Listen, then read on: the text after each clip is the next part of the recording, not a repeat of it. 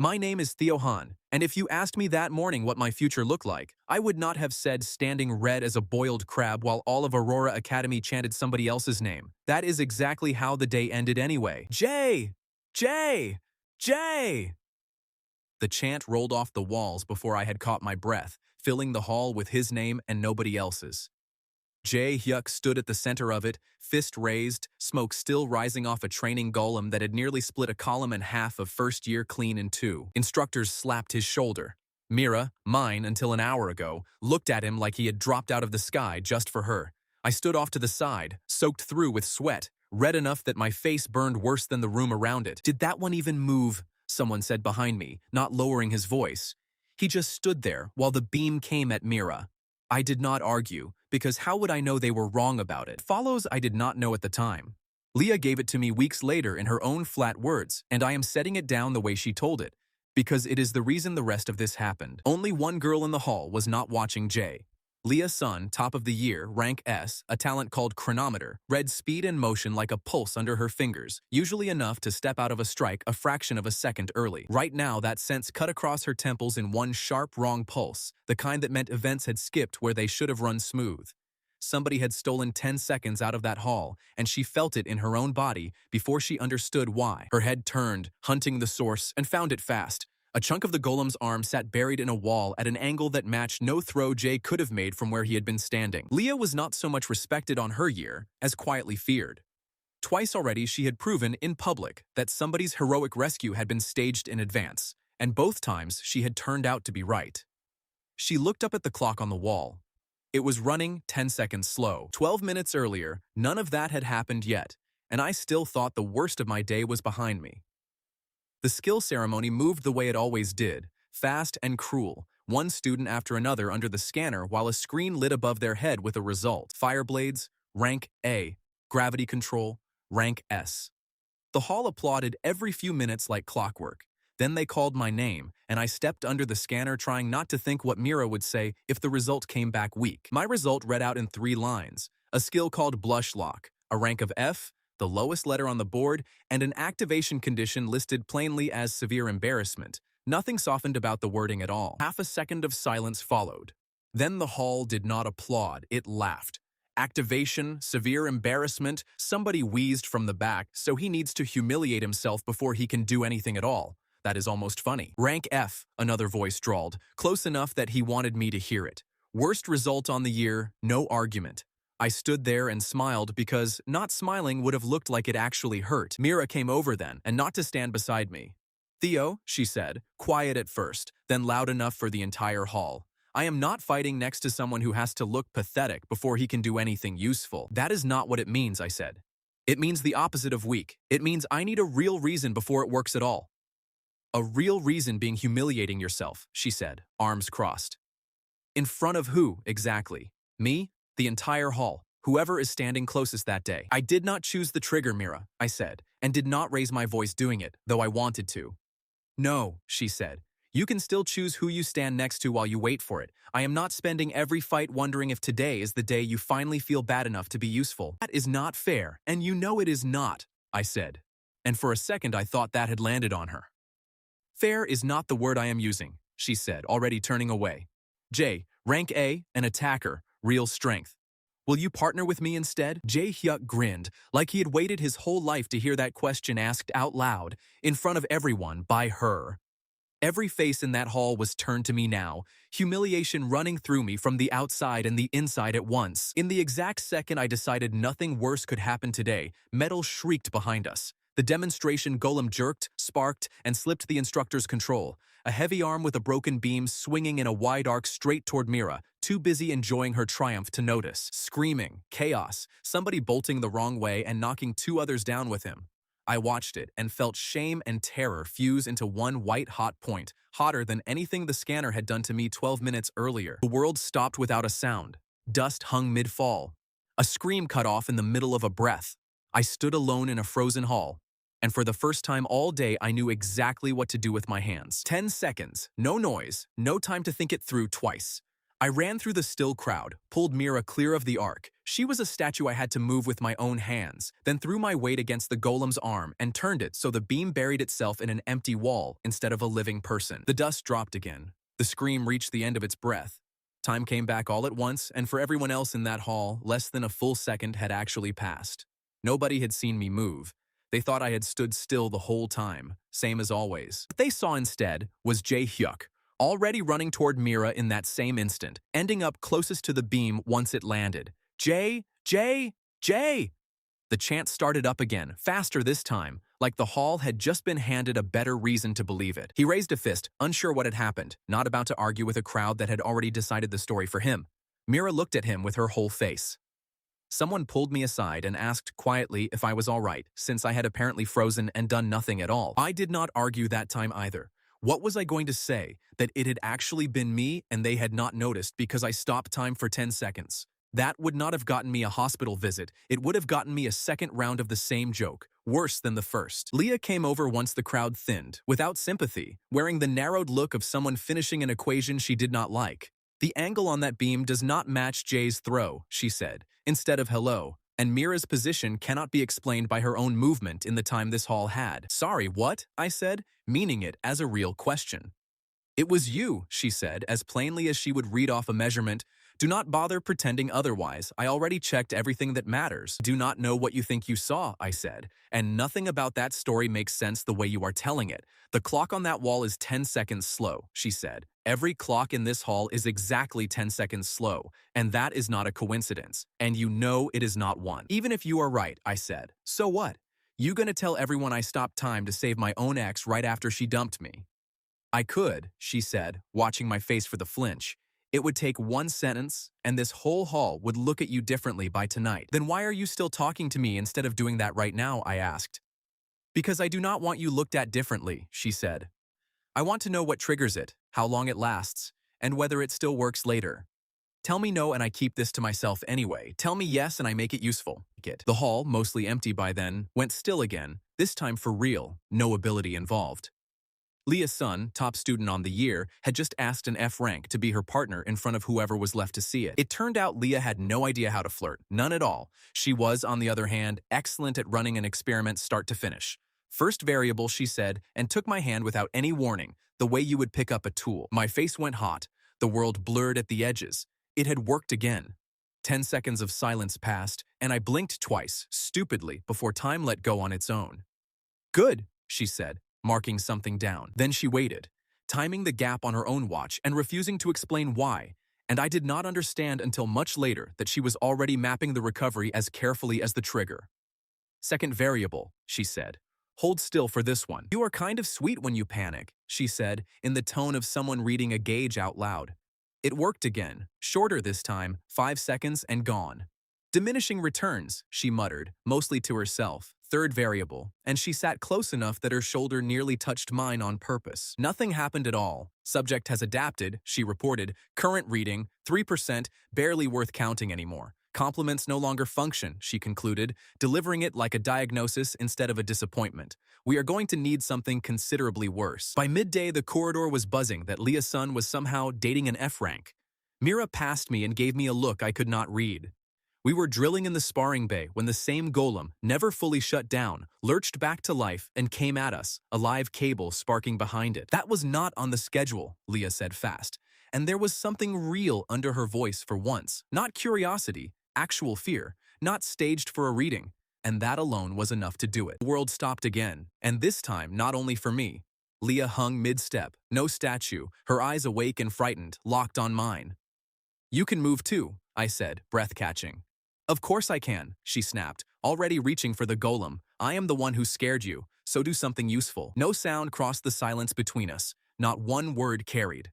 I pointed at the cable, then the golem, then mimed pulling in opposite directions. She caught it in a glance, grabbed the power core, and I hauled the cable clear of a puddle of spilled reagent on the floor. We barely made it in time. Time snapped back hard with the crash of the golem finally going down for good. An instructor burst in a second later, white-faced at the wreckage. How did you? He started. You two should not have had time to react to any of that at all. We reacted, Lia said, straightening her notebook without a flicker of expression. Just quickly, that is all that happened here. By evening, it was already official. Theo Han and Lia Son registered as a partner pair on the third-year boards, and nobody walking past had any idea what it meant. A new notice had gone up beside it. First team trial, the Tower of Trials, hostage rescue, 3 days from now and not a day more. In another corner hung a photo of Jae Hyuk, labeled Hero of the Morning Incident, put up without a single question asked of anyone. Lia stopped beside me, looking at the same photo. "They do not know," she said quietly, almost without inflection. "I do, though, and for now that is enough to start with." I looked at the board a while longer. 3 days until the tower. 3 days to turn the only trick that reliably worked, holding someone's hand, into a plan that could pull real people out of traps neither of us had seen. "By the way," Lia said, still watching the schedule, "not me. I have crossed compliments off the list. Prepare for something worse." I had no idea what she meant, but looking at my reflection in the dark glass, still faintly red, I was certain I would find out soon enough. Word travels faster in a school hall than it does anywhere else I have ever stood, and by the time Lia and I reached the second-floor corridor that morning, every single person in it already knew we were partners. Someone had a phone up before we even turned the corner. 3 days, Lia said, not breaking stride, like she was reading it off a schedule stapled to the inside of her skull. "That is what we have before the tower opens, and right now we have exactly one trigger anyone would call reliable, which is not enough to keep 2 strangers alive inside it." "Hand-holding works," I said, keeping my voice down even though half the corridor was already listening anyway. "It is not exactly a tactic I can use mid-rescue without someone asking questions. It is a starting point," she said. "The compliment gave us 5 seconds before your body caught on and stopped believing it. The proximity test gave us nothing at all, adapted before I even finished sitting down. Polite does not scale, Theo. We already use polite." "So what does scale?" I asked, and I meant it, because I genuinely had no idea what came after the compliments ran dry. "Something with actual weight behind it," she said. "Something that would embarrass you, even if I were not the one saying it. I need a second source, a control. Someone whose opinion of you does not already come loaded with all of this." She took me down to the supply closet corridor because it was the only stretch of that floor without an audience standing in it, and she opened her notebook on her knee and numbered a fresh page before she said one word to me. The notebook deserves describing, because it mattered later in ways neither of us saw coming. Every attempt got a number of its own, the sentence written out word for word as it had been spoken, the duration in seconds, and a reading underneath for how much of the effect was left. "Entry 4, she said. Then she told me, in the voice of somebody reading a station announcement, that my footwork in the sparring bay had been the worst on the year for 2 terms running and that the instructors had a name for it. "It is called the Heron," she said. Nothing happened at all, and my ears did not so much as warm. "Entry 4. No reading," she said, and wrote the sentence down anyway, every word of it, including the name. Entry 5 was worse, because she had clearly prepared it. She said that my sibling had made SS rank on that same floor 3 years earlier, and that the instructors still used our family name as a compliment when they were not talking about me. That one should have flattened me, and on any other morning it would have. Standing in a corridor beside a girl with a stopwatch who was waiting for it, all I felt was the specific boredom of being read a fact about myself I had already read. Entry 6 she made me do to myself. She had me say out loud, to a row of closed doors, the thing I had been most embarrassed about in the past year, and she promised she would only write down what it did and never what it was. I said it. It did nothing whatsoever, and she kept her promise about the page, and the only line that went into the notebook was entry 6, no reading, manufactured by the subject himself. "Subject does not respond to manufactured stimuli," she said, and she said it to the page rather than to me. "Stage discomfort produces no measurable reading. That is interesting, and it is also a problem, because we cannot carry a supply of genuine humiliation into the tower with us." "We might, actually," said a voice from behind the closet door, and Beck leaned out of it holding a mop he had clearly been using as an excuse to eavesdrop the entire time. "You two do know I can hear literally everything through this door, right? It is basically made of cardboard." "Beck, how long have you been standing in there?" I said. "Long enough to hear her file the worst moment of your year as manufactured by the subject himself, possibly the nicest thing anyone has said about you all week," he said, and grinned with the specific delight of someone who had waited years for material this good. Lia turned to him with the same flat attention she gave every new variable. "You are his friend. Say something true and unkind about him, right now, without planning it first." Beck did not even pause to think. That was the problem and the point. You once cried during a recruitment video for a noodle chain because the little cartoon noodle looked lonely, he said, and started laughing before he even finished the sentence, at his own joke, not trying to prove anything. The world went white at the edges and stopped without a single warning bell. Beck froze mid-laugh, mouth still open, one hand still on the mop. Lia's pen hovered over her notebook right where she had left it, and I stood there in the sudden total silence with my ears burning. That should not have worked, I said out loud to no one, since nobody could hear me anyway. Beck had not been trying to trigger anything, he had just been Beck, and the pause had come anyway, 10 full seconds of it, longer than the compliment had ever managed. When time let go again, Beck finished his own sentence half a beat behind himself, confused for a second by the stutter in the room around him. Lia was already writing before he had even closed his mouth. Entry 7, she said, and read the duration off her own wrist. 10 seconds, a complete stop, and the source of it was a friend who had not been trying to be a source of anything. Interesting, she said, more to the page than to either of us. It worked.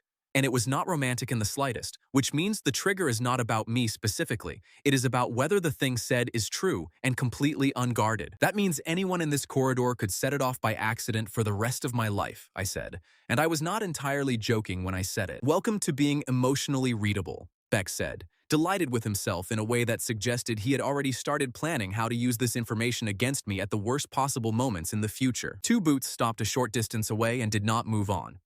Juwon Kong stood there with Ser half a step behind him, watching the entire scene with the specific patience of someone cataloging it for later use rather than enjoying it. Circus act, Juwon said, to nobody in particular, though clearly to all three of us at once.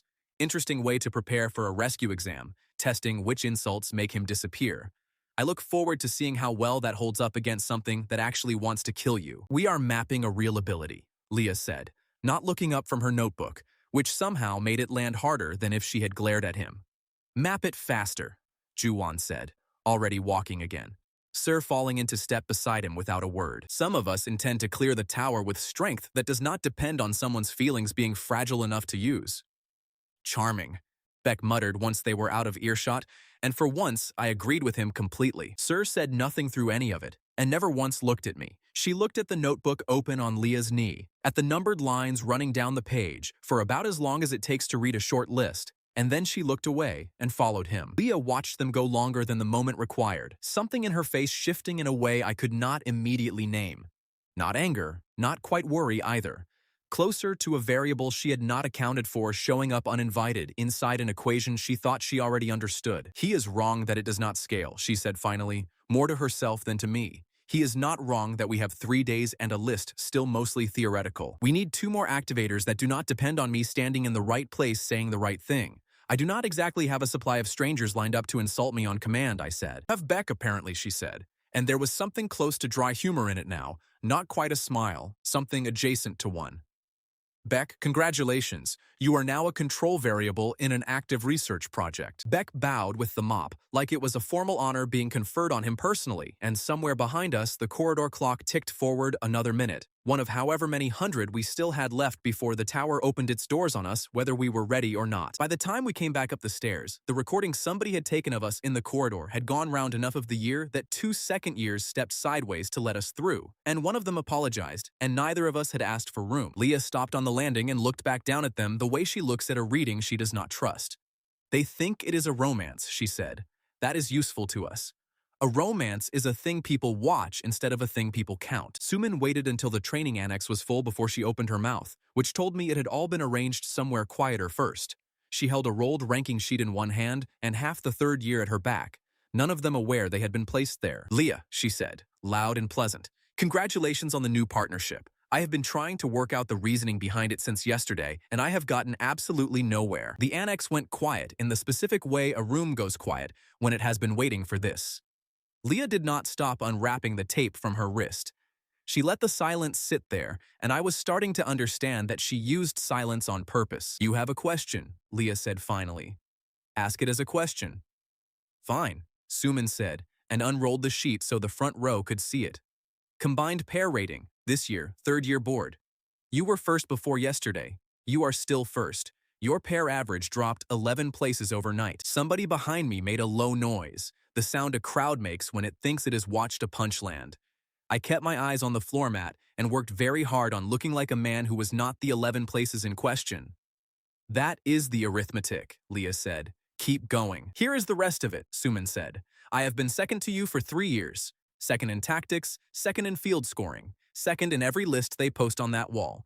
And you spend one afternoon deciding to carry an F rank for sport, and you are still above me on paper. Explain how that is a ranking system. It is not, Lia agreed and stood up. Call it a scoreboard. You want to talk about tactics, so let us talk about tactics instead. That was when I noticed she had not raised her voice once, and that Suman had. In a room that size, the difference carries further than volume does. Your last tactical run, Lia said. The 3-level maze, Tuesday morning, second slot. You came out at 41 seconds over the standard, and you have been saying the corridor timing was rigged. I have been telling people it reset early, Suman said, and her chin came up. Because it did. It resets on entry, Lia said, and not on the clock. You planned the second corridor off the timer you read at the door, which is the timer for the first corridor, and it has never been anything else. That error cost you 31 of your 41 seconds. The other 10 you spent arguing with the invigilator about it. The room did not laugh. It was worse than laughing. It went completely silent, and every head in it turned to see what Suman would do with that. That is not, Suman started. I will recalculate it out loud right now, Lia said. Entry timing, Corridor 1, Corridor 2, the fork, your recorded splits. All of it, in front of everyone here. And if I have made a mistake, anywhere in it, you can watch me admit it. Do you want me to? I watched Suman work through the offer and find no floor under it. If she said yes, Lia would be right in public for 4 minutes straight. If she said no, everybody standing there would understand exactly why she had said no. Keep your numbers, Suman said. She rolled the ranking sheet back up without looking at it. Enjoy your project, Lia. When it fails on the tower floor in 2 days, everyone here will remember that you chose it. She went, and the crowd took about 8 seconds to remember it had things to do. Nobody looked at me on the way out. That told me something on its own. You could have just said the ranking is a scoreboard and left it there, I said, once the annex had thinned out to the 2 of us and a rack of dented practice shields. I could have, Lia said, retaping her wrist. It would have sounded like an excuse. Numbers she cannot argue with sound like a fact. Now every person in that room is going to repeat the corridor error tonight, instead of repeating the 11 places. You planned that, I said. I read her splits 3 weeks ago because she was going to be relevant eventually, Lia said, in the tone other people use for packing an umbrella. Everyone on that board becomes relevant sooner or later. Did you know she was going to do that today? I asked. No, Lia said. I knew she was going to do it. Today was her choice, and a poor one, because she did it in a room with a floor plan of the maze on the wall behind her. It occurred to me, walking out of the annex, that she had never once defended me. She had defended the partnership. Somehow that landed better, because the first would have been charity, and the second was just her refusing to lose an argument. The corridor between the annex and the mess hall was where the day got away from me. A first year with a tray came the other direction, stopped dead, and went red to the ears before I had done anything at all to him. Sorry, he said. You are Lia Son's boyfriend, right? The F-rank one. Congratulations on the partnership, sir. He called me sir. I have been called a lot of things in that building, and none of them had ever been sir, and every person in that corridor heard it, and my face went straight past warm into something closer to a stovetop. The world stopped for less than a second. Not enough time to do anything with. Just long enough to stand in a silent hallway holding a tray, looking at a frozen first year with his mouth still open, understanding that my own body had decided this was a genuine emergency. Then the noise came back, and I dropped the tray, and the crash of it echoed all the way down to the stairwell while I stood there in the middle of my own soup. Lia crouched, picked up my fork, and studied it for a moment, as though the fork had told her something. Under a second, she said. He was not trying to do anything at all. That is twice now. Twice what? I said, on my knees in the soup. Twice that an accident outperforms everything I plan, she said, and wrote it down. I insult you deliberately and get nothing. A stranger stammers at you, and your ability files it as an emergency. I do not enjoy what that suggests about how much of this I can actually control. Beck arrived at the worst possible moment, took in the tray, the soup, and my face, and said that he was going to need this described to him twice a year for the rest of his life. Then he helped me up, which I gave him credit for. We were mopping when I saw Mira on the far side of the hall, and she was not looking at me. She was looking at the notice board where Jay had been standing for 20 minutes with a small ring of second years around him. He was telling the golem story again. He had told it the previous evening, and once at breakfast, and the version at the board had a pause in it now, a beat he left open right before the beam, so the ring of listeners could make the noise he wanted them to make. Mira waited for the ring to break up. She asked him something I could not hear from that distance.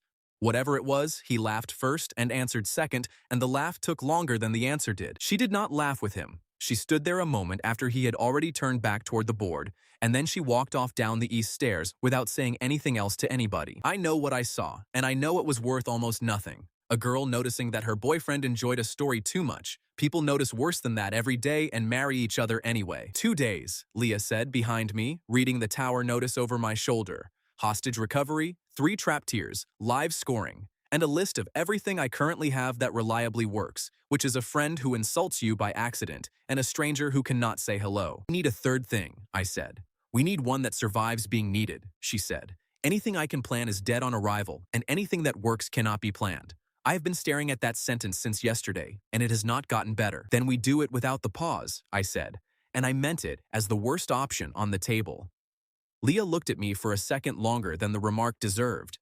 Say that again in the briefing tomorrow, she said, when Instructor Gu is standing in front of you, and see whether you still believe it. Instructor Gu ran the briefing with the lights up and the doors open, which he told us was deliberate, because the tower would not be giving us a dark room and a dramatic silence either. Hostage recovery, he said. 3 trap tiers ascending, 40 minutes on the clock from the moment the first door seals behind you.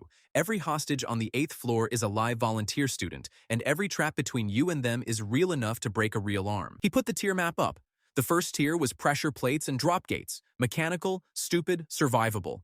The second tier was reactive, which meant it watched what you did and closed the option you had just used. The third tier he described in one sentence and then refused to expand on. The third tier reads the room, he said. That is all you get, because if I tell you more, you will plan for the thing I described instead of the thing in front of you, and I have buried that lesson too many times already. Somebody asked whether the reactive tier reacted to individual teams or to everyone in the tower at once. Gu said everyone at once, and the room made a low, unhappy noise, because it meant the pair ahead of you could close a door you were counting on. You are not competing against the tower, he said. You are competing against the 11 other pairs who are also learning it while you are inside it. If the pair below you burns a trap cycle badly, you inherit that. Plan for the fact that you inherit that. Then he brought the hostages in, which I had not expected, and which changed the temperature of the room completely. There were 6 of them. All volunteers, all first and second years, and Gu made every one of them stand up and say their name so that we would stop thinking of the 8th floor as a scoring objective. It worked on me immediately, and I resented how easily it worked. Hana Yun said a first year with her thumb strapped in a splint, and then apologized for the splint, and then apologized for apologizing. She got a laugh out of the room. She went red and sat down so fast she nearly missed the chair. Du Jin volunteered, because hostage duty pays 4 practical credits, said a broad second year, and he said it with no shame whatsoever, which I respected more than anything else that morning. They are strapped to a rig, Gu said, once the 6 had sat down. They cannot free themselves and they cannot help you. If you leave one behind to make your time, your run is void, and I will not be gentle about telling you why in front of the entire intake. Theo Han asked, without raising his hand, whether a void run counted worse than a slow run for board placement. Gu looked at him for a moment and said that if he had to ask, the answer would not help him. Then he came to rolls, and this was where the morning turned on me. Each pair declares before entry, he said. One of you is route and timing, one is contact and recovery. Route calls the corridor. Contact goes through the door first. You do not swap in the middle because the tower reacts faster than you can renegotiate. Lia declared for both of us before I had finished thinking about it. Route and timing, son. Contact and recovery, Han. That was when Juwon laughed, once, not loudly, and said that at least the F rank had been given the job of walking into things. I would like to say something clever happened next. What actually happened was that I stood up because I had been sitting on a sentence since the previous afternoon, and it came out badly. We are going in without the ability, I said. There will be no activation, not once, not as a backup, nothing. The room reacted about how you would expect a room full of teenagers to react to a man announcing he intends to fight with one arm behind his back for reasons he cannot explain out loud. Explain that, Gu said. Explain it to me and not to them. Because it only works when I mean it, I said, and it is not reliable. And if I go in there planning around it, then somewhere on the 3rd tier, I will be standing in front of a strapped-down first year waiting to feel something on schedule. I would rather have a plan that does not need my feelings to cooperate. Gu did not answer for a long moment. Then he said, and he said it flatly, without a speech attached to it, that he had been a trash rank himself once, and that the sentence I had just used was the only honest thing anyone had said in that room all morning. Half the intake turned around to look at him. He was already moving on. "Sir," somebody started. "It is not important now," Gu said in a tone that closed the door and locked it. "What is important is the 40 minutes. Pairs, come get your entry slots." Lia had written down what he said. She did not comment on it. She just wrote it down, which from Lia was roughly the same as underlining it. Beck caught me by the door afterward and told me that announcing your handicap to a room of rivals was either the bravest thing he had ever watched or the single dumbest, and that he had not decided which, and that he would let me know on Thursday. "Both," Lia said, going past. "It costs us surprise, and it buys him the only version of this where he is not waiting on his own blood pressure. I will take the trade." The hostages were filing out, and Hana Yoon stopped in front of me, still holding her splinted thumb against her chest like it might get away from her. "Are you the one from the ceremony?" she asked, "the one they laughed at." "That is me," I said, since it was the only answer available. "Okay," she said, and then, in the smallest voice I had ever heard in that building, that she was fine with whichever pair came up first, but that she would rather it was a pair that had already been laughed at, because they would probably not be showing off on the stairs. I did not have an answer for that. Do-jin, halfway out the door, told her not to be weird about it, and she apologized again to him for being weird about it. We drilled the roll split that evening in an empty bay, and it was the least glamorous 3 hours I have ever spent preparing for anything. Lia called corridors that did not exist, and I walked into doors that were not there. "Slower," she kept saying. "Contact does not sprint through a doorway. Contact arrives at the doorway at the second I told him and not before, because I have already spent that second somewhere else." "I am not a clock," I said on the 4th run, with my shirt stuck to my back. "You are the only clock I have got," she said. "Mine tells me what a room is going to do. It has never once told me what a person is going to do, and now I have a plan with a person in it." Beck sat on the equipment crate through all of it, eating somebody else's dried fruit, and offered exactly one piece of tactical advice all evening, which was that if I died in there, he was taking my boots. "They are 2 sizes too big for you," I said. "I will grow," Beck said. "Also, I have decided to come and shout for you from the gallery, and you should both know in advance that I will be extremely embarrassing about it, and that this is a service I am providing for free." Lia stopped writing at that. She looked at Beck for a moment with an expression I could not read at all, and then she wrote something down, and then she told him that under no circumstances was he to shout anything at me during the run. The entry list went up on the board that evening, and the corridor found it before I did, which is how I knew where I stood before I had read it. 12 pairs. Ju-won and Ser drew the 3rd slot, the good one, cold tower, fresh cycles, no inherited damage. Suman drew 7th. Lia Son and Theo Han were printed at the bottom, 12th, last entry, the slot that walks into everybody else's consequences. The whispering behind me had 2 flavors, and I could hear both. One said the invigilators had buried us on purpose. The other said Lia had asked for it, because Lia asked for everything. "Which was it?" I asked her. "I asked for it," she said, without looking up from the sheet. 11 pairs will teach the reactive tier 11 habits before we walk in. I would rather study a tower that has already been taught something than guess at a clean one." "And the 3rd tier?" I said. "The one that reads the room." Lia folded the entry slip and put it in her pocket.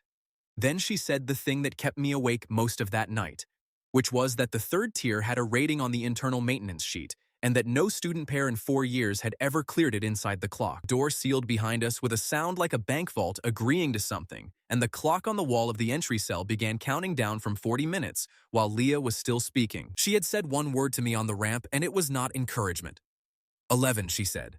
11 pairs have taught this building how students move. Everything in here is tired in a pattern, and we are going to use the pattern. Tier 1 was pressure plates and drop gates, and it was already damaged.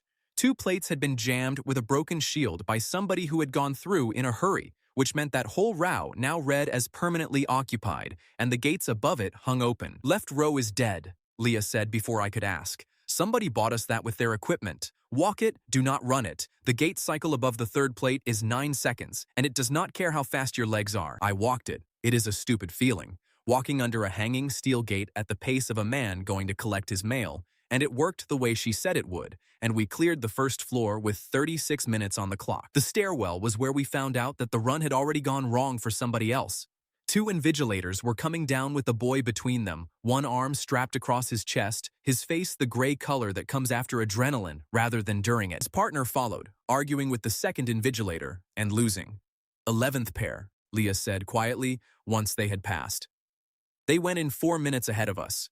Which means, I said, which means their 2 hostages are still on the rig, she said, and the run is void, and the tower does not care that it is void. 6 volunteers went up this morning. Whatever we recover all of it. Nobody told us that, I said. Nobody added it to a sheet or announced it. Gu said a void run leaves people strapped to a rig, Lia said, already climbing. He said it in front of everyone, and everyone heard a scoring rule. Move. Tier 2 was the one that watched. Gu had called it reactive, and that undersold it badly, because the corridor genuinely learned.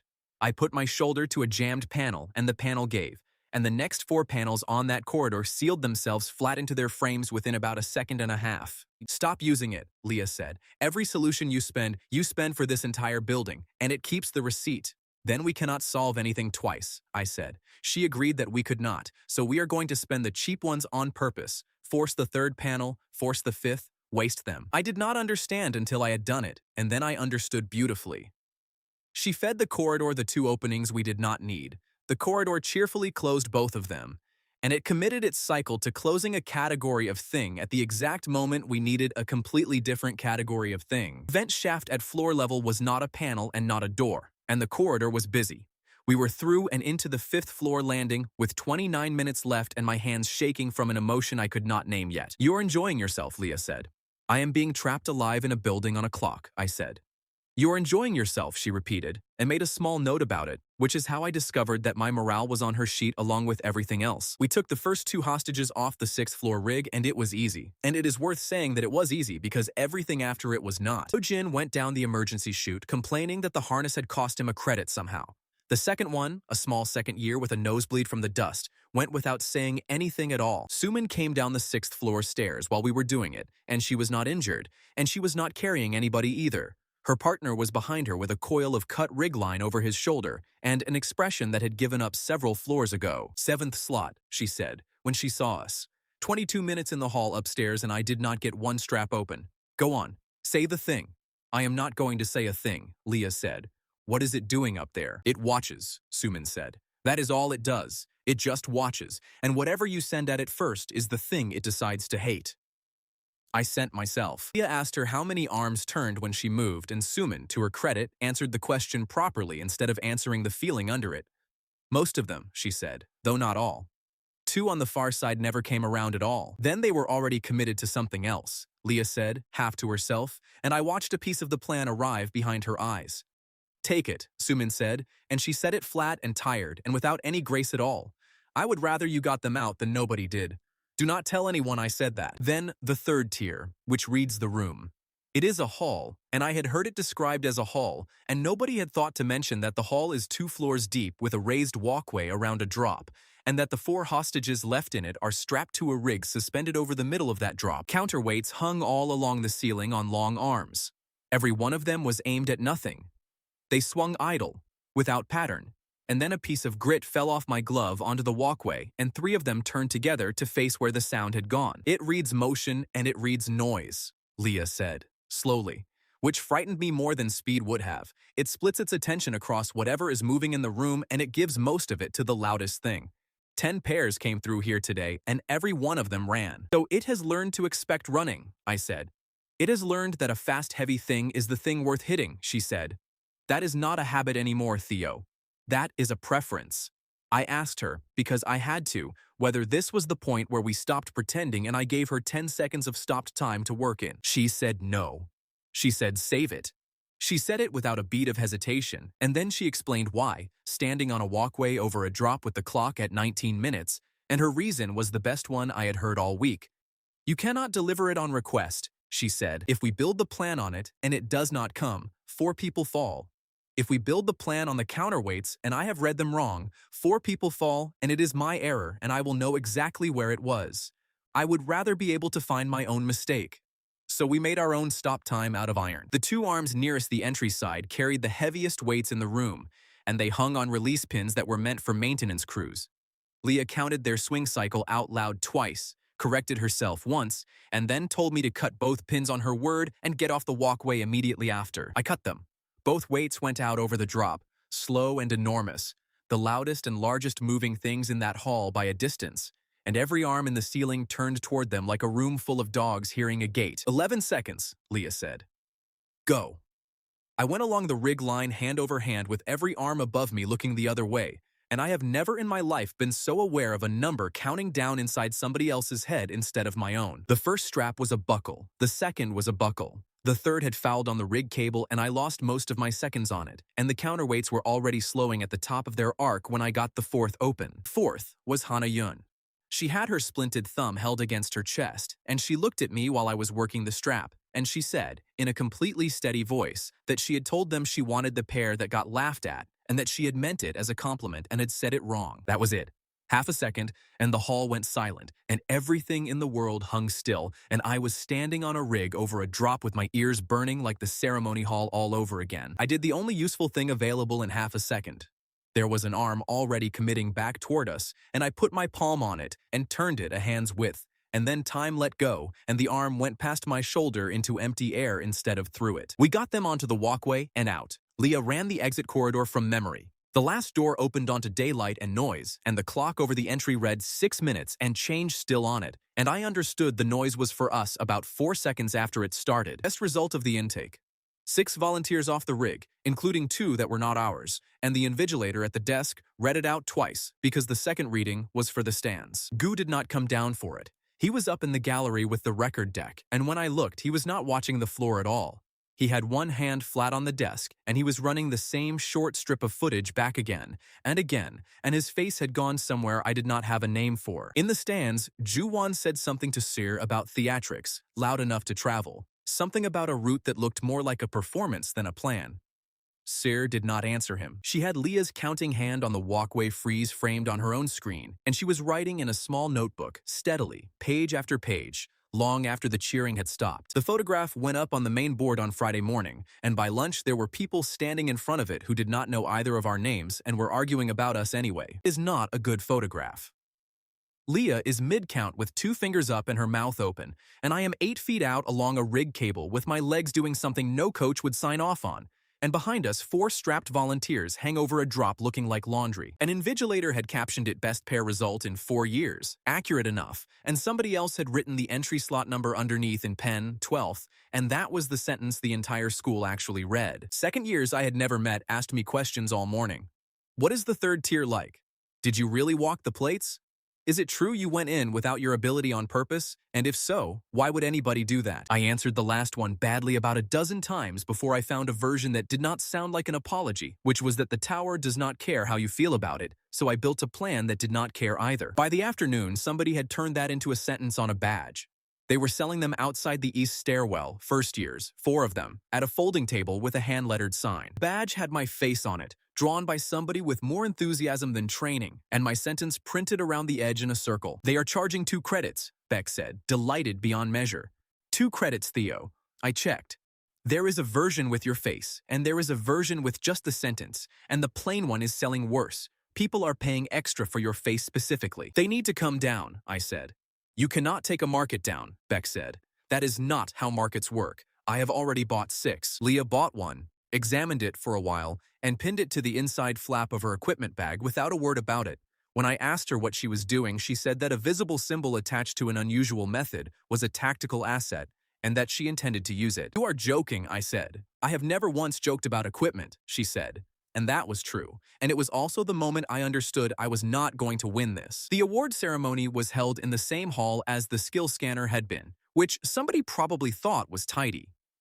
I stood on a stage in front of the exact floor where a room had laughed at me 9 days earlier, and the room applauded instead. And I did not enjoy it as much as I had spent 9 days planning to. Gu read the results without decoration. 12th entry, 6 recovered, 6 minutes and 40 seconds remaining. He did not mention the 11th pair by name, and he did not need to, because everybody in that hall had already done the arithmetic on which 2 of our 6 had not been ours. Hana Yun found me afterward with her thumb still splinted, and thanked me in one short sentence that she had clearly practiced, and then ruined it by adding that her mother wanted to know if I would come to dinner, and then apologized for her mother. Juwon and Sir were waiting at the bottom of the stage steps, and they were waiting on purpose, and they let us come to them. Congratulations, Juwon said. He meant it, and that surprised me first of all. Third slot, clean tower, and we came out 4 minutes behind your time with 2 fewer people. I have been over the recordings twice. Then you know the tower did most of it, Lia said. The tower did none of it, Juwon said. That is why I am standing here. I have spent 3 years telling anyone who would listen that preparation is what people do instead of getting stronger. And on Thursday, a pair walked in last and came out first without either of them landing a single strike on anything. I do not like it. I am not going to pretend it did not happen. That is more than I expected from you, I said. Do not enjoy it, Juwon said. Hear the rest. Your route was excellent and your partner is the best tactical mind in this building, and both of those things are still an arrangement built around a boy whose ability runs on humiliation. There is a day coming when somebody arranges the humiliation for you, and when that day arrives, being clever about counterweights will not be the problem you are solving. Say what you want plainly, Lia said. Plainly, Juwon said. Coronation is at the end of the year, and there are 2 pairs in this school who are going to be in the last bracket of it. I intend it to be a real contest, so I am telling you now instead of surprising you later. You will not get a second warning, and you will not get any dishonesty from me either. Sir had not said one word through any of it. She stood half a step behind him with her notebook closed under her arm, and she watched Lia's hands the entire time, and when they left, she was the one who looked back. That was polite, I said, once they were out of earshot. That was a declaration, Lia said. He gave us his timetable because he thinks we cannot beat it. I would like you to remember he did that, because when he is wrong later, he will be wrong honestly, and there are not many people in this building I can say that about. The hall emptied out in the slow way ceremony halls do. I was collecting my bag from behind the staging when I heard Mira's voice on the other side of the curtain, close enough that stepping away would have made more noise than standing still. She was talking to Jay, and she was not raising her voice, and that is what made it hard to listen to. You told it again, she said. To the 3rd years. Same story with the same pause in it, and you did the thing with your hand, and I stood there and watched you wait for the noise. It is what happened, Jay said. What am I supposed to do? Refuse to talk about it. You have talked about it every day for 9 days, Mira said. You have not asked me one question about my scoring. You have not asked anyone anything at all. And there is a photograph of 2 people on that board who did something on Thursday, and you did not mention them once. Jay said something fast then. It came out too quick and too loud, and it had 3 separate excuses stacked inside it, and one of them was that he had been asked to keep the morning fresh for the intake, which I noted, because somebody had clearly asked him that, and it had not been Mira. You changed, Mira said, and not since Thursday, since that morning. I keep waiting for you to be the person I chose in front of everyone, and instead, I am getting the hero of the incident, and I do not know that person, and I do not think you do either. That is not fair, Jay said. No, Mira said. It is not. Ask me if I care. Then she came around the curtain and found me standing there with a bag in my hand, and neither of us said anything at all. She held my eye for about 2 seconds, and there was no apology in it, and no appeal in it either. She just walked out through the side doors. I did not feel triumphant. I have thought about that a great deal since. 9 days earlier, I would have paid actual money to hear that conversation, and standing there having heard it, all I could think was that she was going to work it out eventually, and that it was going to cost her something to do it. Gu caught me at the door with the record deck tablet under his arm. Han, he said, 1 technical question and then you can go. On the 3rd tier, the arm on the near side that swung wide of the rig at the end. Did you touch it? I told him I did not remember. It was a lie, and a poor one, and he let me tell it. He said thank you, and that it was probably a mount fault, and he tapped the tablet against his palm twice. And then he asked me the same question again in slightly different words on my way out the door. Gu came into the lecture hall on Monday, carrying a box of border passes, which is how the entire intake found out we were leaving the city before he had said a single word about it. 9 names, he said. First field placement of the year, outside the perimeter, escorted 1 night. This is not a training bay, and it is not a tower with an invigilator watching your clock. If you are on this list, you sign for your own pass, and you carry it on your body at all times. He read the names off the sheet without ceremony. Mine was 4th. Lia was 2nd. Beck was 7th, which produced an audible reaction from the row behind him, and Suman was 9th and did not react at all. Then he put up the map, and the room stopped enjoying itself. I have lived in Kairos my whole life, and I had never seen it drawn that way. The city sits in a bowl of hills with the rift hanging above the northern quarter, a tear in a clear sky 15 years old that year, close enough that on certain evenings, the light through it makes the roof tiles look wet. What the map showed was everything underneath it, breach sites for the past 12 years, marked as small circles, and they were not scattered. They clustered along the northern hills in bands, dense where the ground was broken, thin where it was flat. The rift does not drop things randomly, Gu said. It drops them where the ground is already unstable. Nobody has ever explained that properly, and every survey team in the city plans around it anyway, which is what a working theory looks like when nobody can afford to wait for a good one. Our destination was a survey post on the second band, 11 kilometers past the wall, and we were going because the post had reported 3 weeks of instrument noise with no breach attached to it. Somebody asked whether that meant there was nothing there. Gu said it meant something was there that had not opened yet, and that a survey post reporting nothing for 3 weeks was the most interesting sentence he had read all month. Then he told us about the torn, and he did it in the same flat voice he used for trap tears, which I now understand was a kindness. They are the thing you will meet if anything opens, he said. One species, and you are going to learn it once and correctly. Dark glass shapes, cracked through, and you can see the wrong scenery inside the cracks. They do not walk from one place to the next. They skip. Skip how? Somebody said. They drop frames, Gu said, and he did not soften it. You see it standing at the fence over there. There is no crossing. It is at the gate. There is no sound during the skip, and there is sound before and after it, which is the only warning any of you are going to get, and it is not much of one. He waited until that had gone all the way around the room before he added the thing that mattered. Every recorded death of a licensed hunter against a torn in this city has one thing in common, he said. They struck it where it was. Range does not help. Speed does not help. Strength very much does not help. The only people who have ever hit one hit where it was going to be. I looked over at Lia, and she was already writing. And what she had written was not notes.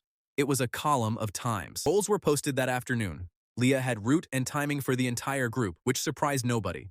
I had scout and defense, which meant walking ahead of 8 people through country I had never seen, and I read my own name against that job 3 times before I believed it. Gu found me looking at it. You put a boy who does not run into a job where running is the wrong answer, he said. It is not a compliment, Han, it is an allocation. Take it as one. Beck's preparations began at approximately that moment and did not stop for 2 days. He arrived at my room after dinner with a canvas bag and the manner of a man delivering medical supplies to a siege. He had a folding cup. He had a whistle. He had 2 paper packets of something he described as electrolyte and refused to open in front of me. I am rank D, Beck said. My skill is that I hold on to things. On a hillside out past the wall, holding on to things is going to be worth exactly nothing, so I have decided to be worth something in advance instead. There is going to be an escort, I said. Licensed hunters. 4 of them. There is going to be an escort until there is not, Beck said, and pulled out a signal flare and put it in my hand with both of his. This one is not a joke. My cousin runs supply at the North Wall, and this is real issue, not student stock. It burns high and it burns orange, and every post on the second band knows what orange means. I told him I would take the flare and leave the folding cup, and he said the cup was non-negotiable, and I have carried that cup on every field placement since. Lia found us packing. She looked into the bag, took out the whistle, put it back, and then said something I did not expect at all. I have been outside twice, she said. Both times with my mother's survey team, both times on the flat ground west of the wall. I have never been on the second band. You are worried, I said. I am noting a limitation, she said, which is what Lia says when she is worried. My sense reads speed and motion. On the flat, it is like reading a page. On broken ground where the instruments have been noisy for 3 weeks, I do not know what it is going to be like, and I would rather say that in a room with 2 people in it than discover it on a hillside. Beck, to his enormous credit, did not make a joke. He just handed her the folding cup and she took it, and neither of them acknowledged that anything had happened. Suman was in the corridor outside the equipment store the next morning, arguing with the quartermaster about a harness size, and she stopped when she saw us and did the visible work of deciding whether to be pleasant. 9th name on a list of 9, she said. I know exactly why I am on this trip, and so do you. He wants the 2 of you where he can watch you, and he needs somebody in the group who will tell him honestly what she saw. That is not the worst reason to bring somebody, Lia said. It is not a reason to bring me, Suman said. It is a reason to bring a witness.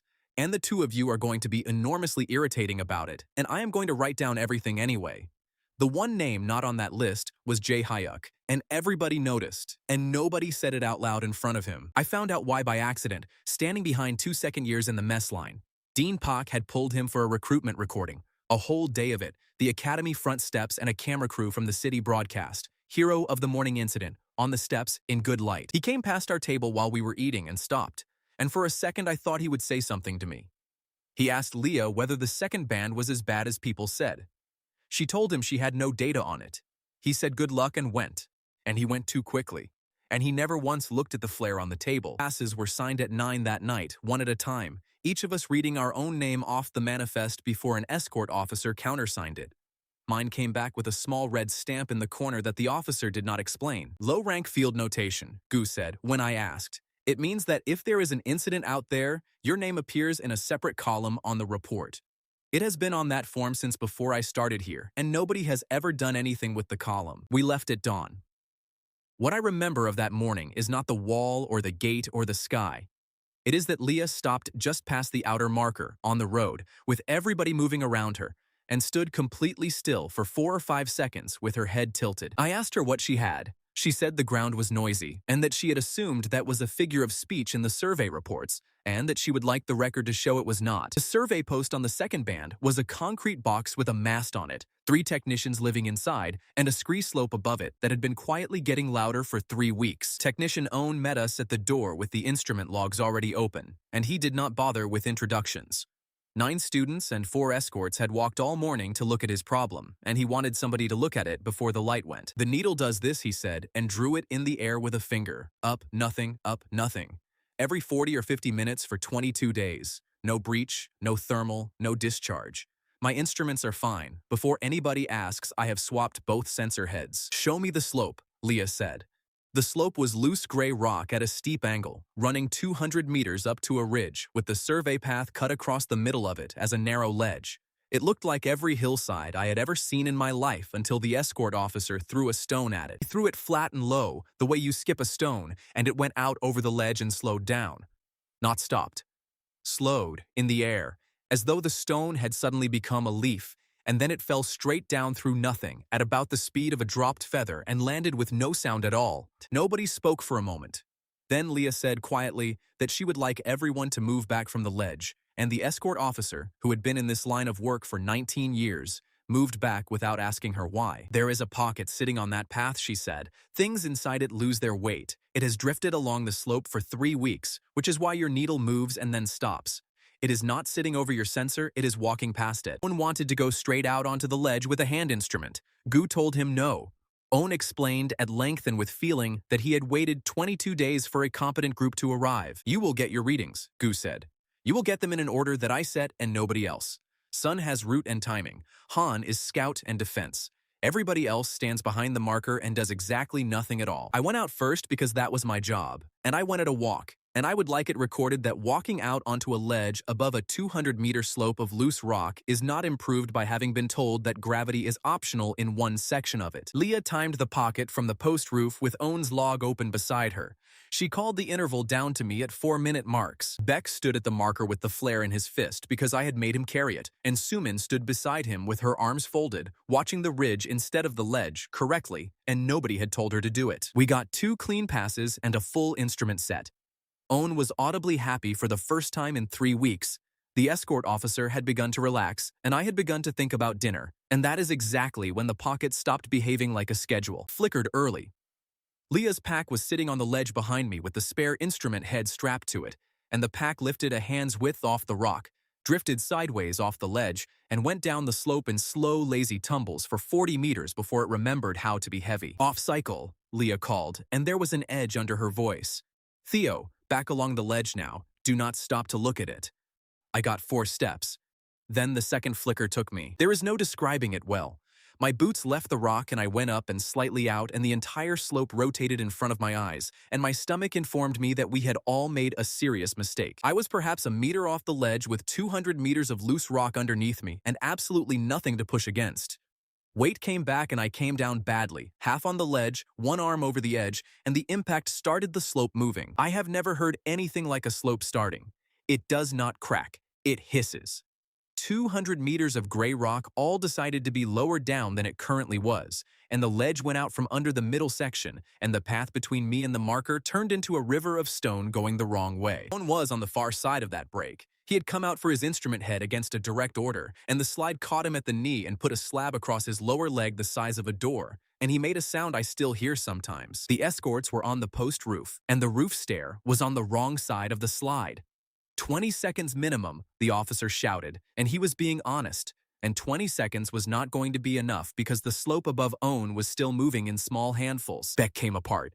I have never blamed him for it, and I never will. Theo, he shouted, and his voice went up into a register I had not heard from him before. Theo, your hair looks like a dropped mop. You cried at a noodle advert. You have never once talked to a girl without your ears going red. Do the thing. Do it now. Do the thing.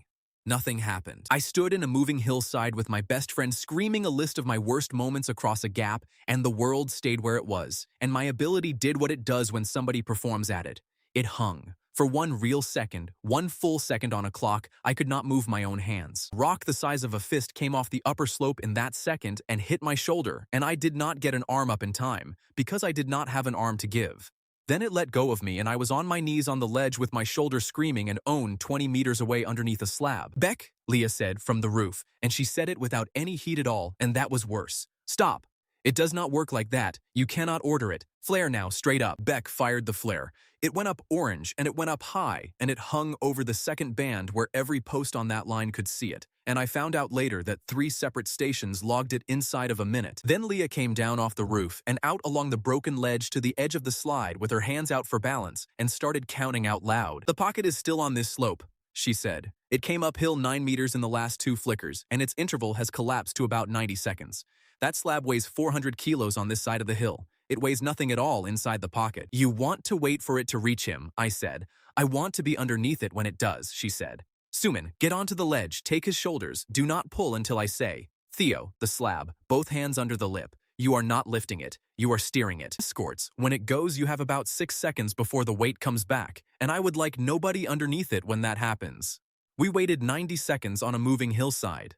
I have done a number of frightening things since, and I have not repeated that particular flavor of them. Then the air went thin, and the grit around my boots lifted and hung, and I put my hands under a slab that had been 400 kilos, and it came up like an empty crate. I did not lift it. I steered it, the way she had said, out and to the left, and Suman had Owen under the shoulders and dragged him free with a technique that was not in any manual and worked anyway, and the escort officer got both of them off the ledge. The slab remembered its weight in mid-air and came down where Owen's leg had been, with a noise that ended the argument about whether any of this had been necessary. The escorts from the next post arrived 12 minutes after the flare. Owen kept his leg. My shoulder was strapped by a field medic who told me I had been lucky, and I said nothing at all about the second I had spent unable to move. Beck did not speak on the walk back down to the post. I found him sitting on the generator housing afterward with his hands between his knees. I made it worse, he said. I stood there and I performed at you like you are a machine with a button, and you froze, and a rock hit you. You did, I said. And then you fired a flare in about 2 seconds flat, which is why Owen has a leg. Both of those are true, and I am not letting you keep only the first one. Lia sat down on the housing on his other side, which I did not expect, and said the useful thing instead of the kind one. Write it down, she said. Staged attempts do not merely fail. They cost him a full second of paralysis at the exact moment somebody chose to try. That is not a quirk. That is a weakness, and it is the kind of weakness that other people will find eventually, and when they do, they will not be trying to help. The escort officer's report went in that night. I did not read it. What I saw, walking back up to collect the spare instrument head at first light, was the officer crouched in the scree 50 meters below the ledge with 2 of his people, all 3 of them looking at the same thing. It was a shard of what I took for black glass, the length of my forearm, cracked all the way through. When I stepped over it, the crack did not show the hillside behind it. It showed grass, in daylight, moving in a wind that was not on our hill. The joint session was Goo's idea, and it was a bad week for it, because my shoulder was strapped under my jacket and all of the neighboring stream had come across the yard to watch me not use it. 2 streams, 1 floor, 4 hours, he said. You will be operating alongside these people for the rest of your careers, and I would rather you learned each other's habits in a training bay than on a hillside. Theo Han came in first and shook my hand, which cost me something, because he did it with the strapped side and then apologized properly when he realized. Sir came in behind him carrying 2 equipment bags, hers and his, and put them down against the wall next to ours. I have gone over that afternoon many times. At the moment, it mattered. I was in the middle of the floor, with a padded staff in my offhand, demonstrating a defensive stance that I could not actually hold, in front of about 30 people. Lia was 3 steps away from the wall with her notebook open on top of her bag, calling my angles out loud, which meant she was looking at me and not at her own equipment for a solid 10 minutes. Beck told me the rest of it that evening, and I am telling it the way he told it, because I did not see any of it myself. Sir did not touch the notebook. That is the piece Beck kept coming back to. She did not pick it up, she did not turn a page, she did not do one single thing that anybody in that bay could have called out. She sat down against the wall beside the bags, took her water bottle out, and set her phone face up on her knee while she drank. And when the wind from the open door turned 2 pages of Lia's notebook, she drank again. And then she stretched her legs out, and the phone stayed where it was on her knee for a long time. Noticed because Beck is the only person in that building who watches the room instead of the floor. He said he could not work out why a girl who never looked away from a training bout was suddenly extremely interested in her own water. He did not say anything at the time. That was the correct call, and I have told him so. If he had shouted across the bay, he would have gotten a denial, an apology from Gu to a visiting stream, and Sir keeping her phone. Sumin had the other half, and she got hers in the corridor 20 minutes later. She was coming back from the equipment store, and Juwon and Sir were on the stairwell landing, and Juwon was doing the thing people do when they think a stairwell is private, which is talking at a completely normal volume. She heard a sentence and a half. Sumin is not dramatic about her own evidence, and when she reported it to us, she reported exactly what she heard and nothing around it. He said, "We do not use it," Sumin told us. He did not use those words in that order, but that is the shape of it. He said, "We do not use it." And then Sir said something quiet that I could not hear at all. And then he said, "A list of a boy's weak points is not a tactic, and I will not carry it into a bracket." And then, I said. And then he said, "Keep it anyway," Sumin said. Those 3 words I heard clearly because he raised his voice on them. Keep it anyway. The 4 of us were in the study room off the west stair when we put it together, and I have never been in a room where 4 people arrived at the same unpleasant conclusion at 4 different speeds. Sumin was in that room at all because Lia had read her in on the walk back down from the second band, in about 4 sentences without asking me first. I found out she had done it when Sumin turned up already knowing, and I have still not decided how I feel about it. Beck got there first because he had the picture in his head already. Sumin got there second and was furious about it. I got there third and mostly felt cold. Lia did not get there at all because Lia had already been there for some minutes and had moved on to what to do about it. "The activator pages," she said. "Front section, 11 entries, everything from the ceremony hall to the corridor to the second band. Dates, wording, duration in seconds, adaptation reading after each attempt." "The wording is on there," I said. "The exact wording," Lia said. "That was the point of writing it down. A trigger is not a category. It is a specific sentence said by a specific person at a specific moment, and I have every one of them in order with a note on how long it lasted." Sumin asked the sensible question, which was whether we could go to Gyu. "And say what?" Lia said. "A student sat down next to somebody's equipment bag. A page turned in a draft. There is no theft on any recording in that bay. Because there was no theft, there was a photograph of an open book, and if I raise it, I get 1 conversation with 2 instructors in which I explain to a room full of adults precisely which sentences make my partner stop time." That last thing landed on the table and sat there. Beck looked at me, and I looked at the wall. "So we do nothing," Sumin said. "We do the only thing available," Lia said. "We accept that it is gone, and we act as though every line on those pages is now public property, because, functionally, it is." She did something then that I did not expect. She tore the front section out of her own notebook, all 11 entries, and she did not burn it or hide it. She read it aloud to the 4 of us, start to finish, every stupid sentence, every recorded duration. "You once cried at a recruitment advert for a noodle chain. Duration, a complete stop, 10 seconds. A first year addressing him as Sir in a corridor. Duration, under a second. Compliment about panicking, 5 seconds. Adaptation to 3% in 1 afternoon." Beck, who had provided one of the entries personally, had gone a color I had never seen on him. "Why are you reading it out?" I asked. "Because in about 3 weeks somebody is going to say one of these to you in front of people," Lia said, "and I would rather the first time you hear it out loud is here, in a room with 3 people who are on your side, than there. It will land once. It will land less than once because you will have heard it. That is either the kindest or the coldest thing anybody has ever done for me, and I still cannot decide which." Then she put the pages in the study room bin on top of somebody's sandwich wrapper and said that the 11 of them were dead now anyway. They are not dead, Suman said. They copied them because they work. They copied them last week, Lia said. Adaptation on that whole category is already under 10% and falling, and it does not come back. Whoever reads that list out is going to be standing in front of a boy who is not embarrassed, in public, having announced in advance that he expects a reaction. It is the worst possible way to spend a weapon, and I would very much like them to spend it that way. Then Beck said the thing that actually frightened me, and he said it while stacking chairs, without any particular weight on it. "You have the wrong half, though," he said. "That is a list of things that work. What happened on the hillside is not on any page in there. If somebody wanted to hurt you properly, they would not need a sentence that stops you. They would need a sentence that makes you hang there for a second with your arms down." Nobody answered him. Suman stopped stacking. Lia took her notebook back out and wrote for a while, and then closed it and said that she was going to keep working notes somewhere other than a page anybody could photograph, and that from now on, the working set lived in her head. Two things went up on the main board that week, and they belonged together, because at the time they looked entirely unrelated. The first was a schedule. Combined exercise, Friday, training annex, and the adjoining bay. Third-year demonstration pairs supervising the incoming first-year intake, which meant a room full of 15-year-olds watching us walk through the basics. The second was a single line in the notices from the border office. The second band escort report, filed the night the slope came down, had been reclassified and withdrawn from the student record system. No reason was printed, and no reason was ever given to us. I asked Gu about it in the corridor, and he did not stop walking.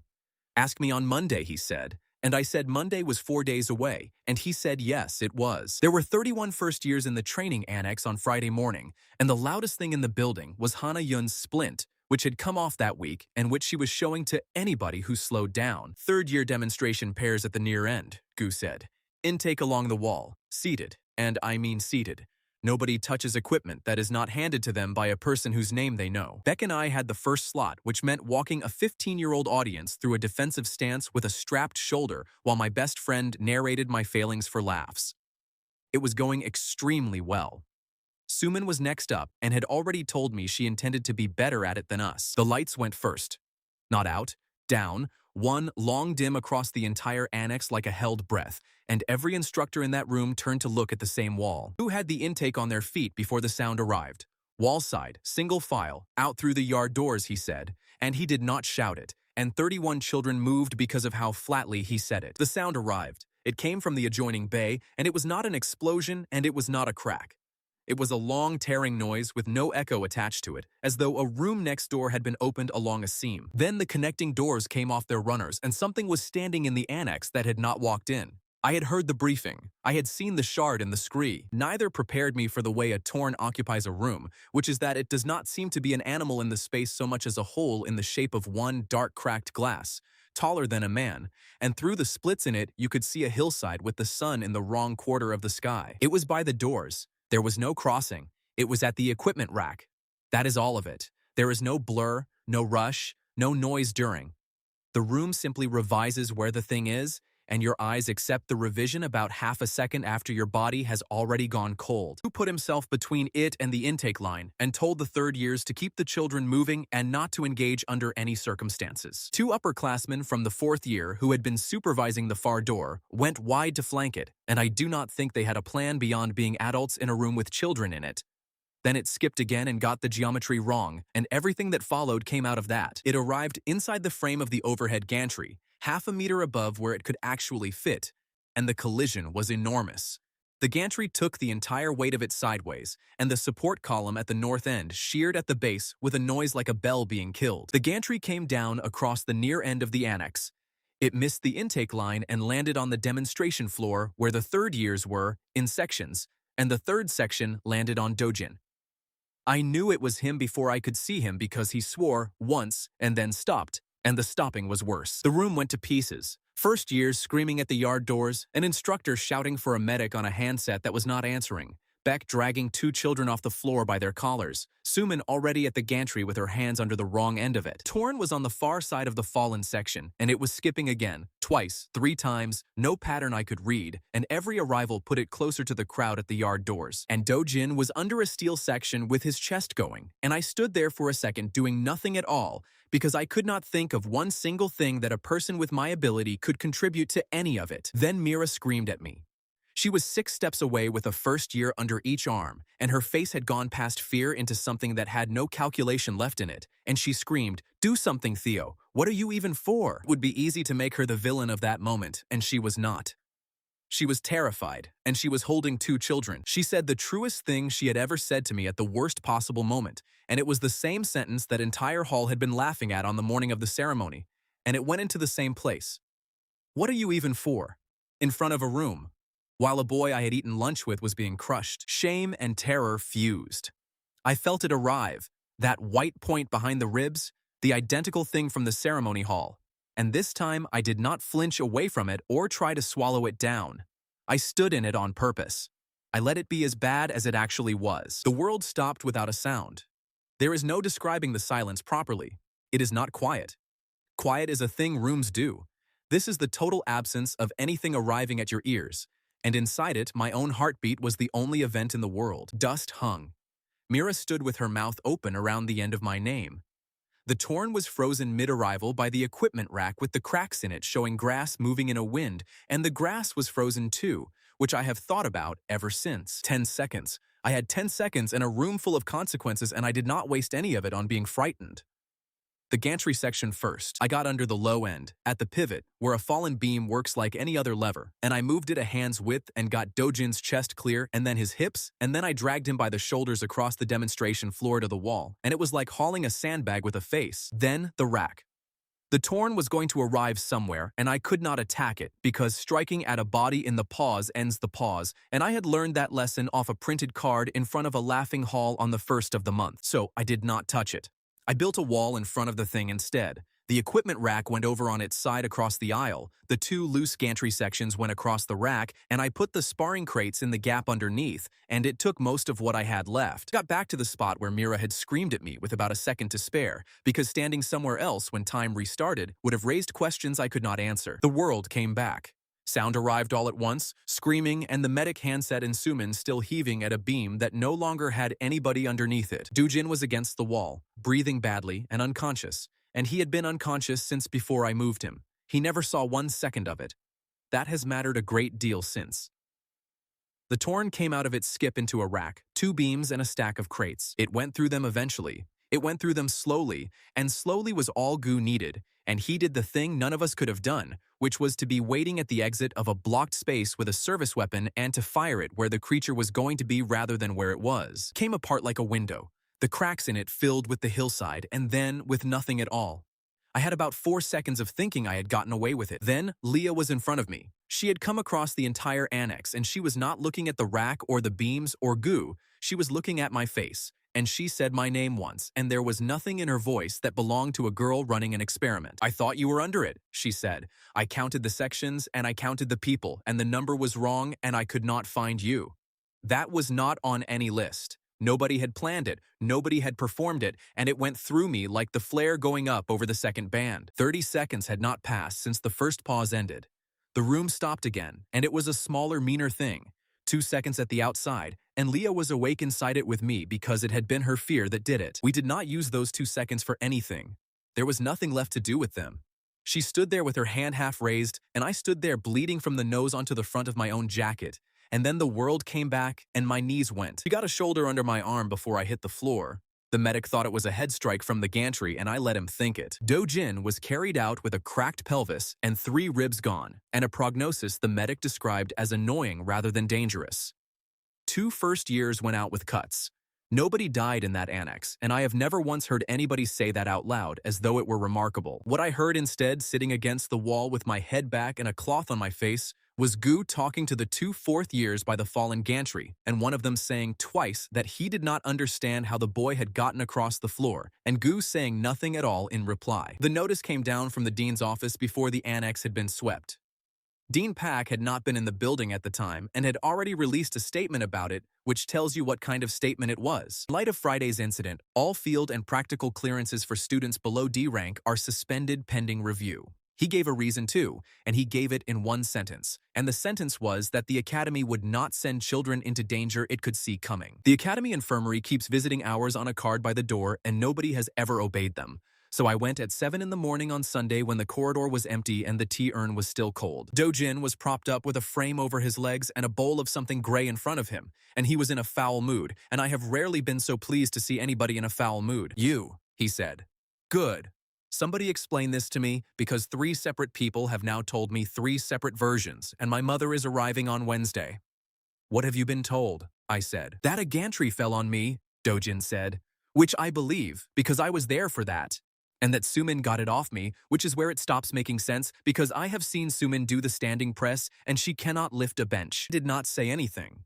I sat on the plastic chair and let him complain. And he complained about the food and the frame and the fact that hostage duty had paid 4 practical credits and being crushed by a gantry paid none at all. Then he asked me, in a completely different voice, whether it was true that the thing had come through a wall.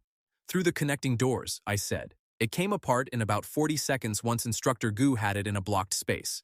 Nobody in that room had to fight it for long." Dojin looked at the frame over his legs for a while. "Everyone keeps saying nobody died," he said. "I have had 4 people say it to me like it is a gift they are handing over. I keep thinking about how I did not hear it arrive.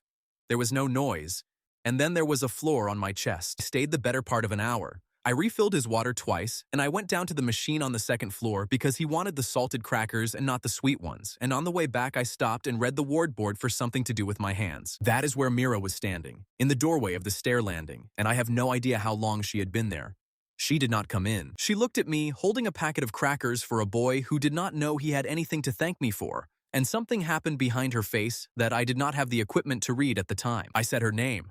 She said mine. Then neither of us said anything else for long enough that a nurse came past between us with a trolley and had to ask us both to move. "I said what I said in the annex," Mira said finally. "You did," I said. "I was holding 2 children and I could not see the far door," she said. "I have gone over it about 100 times, and every version I try to build where I said something else is a version where I am a better person than I actually am, so I will not insult you with one." "Then do not," I said. "It is fine." "Do not do that," she said, and it came out sharper than either of us expected. "Do not stand there and hand me fine. I said the exact thing everybody in that hall said to you at the ceremony, and I said it louder, and I said it while you were watching somebody die under a beam. You are allowed to be angry about that." "I am not angry," I said. And it was true, and it was the least useful truth I had available. I stopped being angry about that sentence a while ago. People have been saying versions of it to me my whole life. You were just the first one who said it while it mattered. She took that. She did not argue with it, and she did not soften it, and she stood in the landing doorway for a moment longer. "He does not know you were there, does he?" she said, nodding at the ward door. "He knows I brought crackers," I said. "That is not what I asked," Mira said, and then she went down the stairs quickly before I had to decide whether I was going to lie to her face on a Sunday morning. The other conversation that week was funnier and cost more, and it happened in the equipment store, and I only heard the second half of it because I was behind a rack of practice shields putting my harness back. Gu had said something about Lia at the incident debrief. He had said it in front of the 4th years and the instructors, and it had traveled the way those things travel. And what he had said was that in the first 4 seconds after the gantry fell, there had been exactly 1 student on that floor doing arithmetic instead of noise. Sumin had been on that floor too. She had been the one heaving at the wrong end of a steel section with her hands, achieving nothing, in full view. "Congratulations," Sumin said, from the other side of my shield rack. "For what?" Lia said. "For the debrief," Sumin said. "Everyone has been repeating it since Friday, the 1 student doing arithmetic. Gu does not hand those out, so, well done, obviously." There was a pause with a great deal in it. "I could not lift it either," Lia said. "I know you could not lift it," Sumin said. "That is not the point I am making, and you know that. You had the number of sections and the number of people inside 4 seconds, and I had my hands under a beam, because standing still felt worse than being useless." "Standing still is worse," Lia said.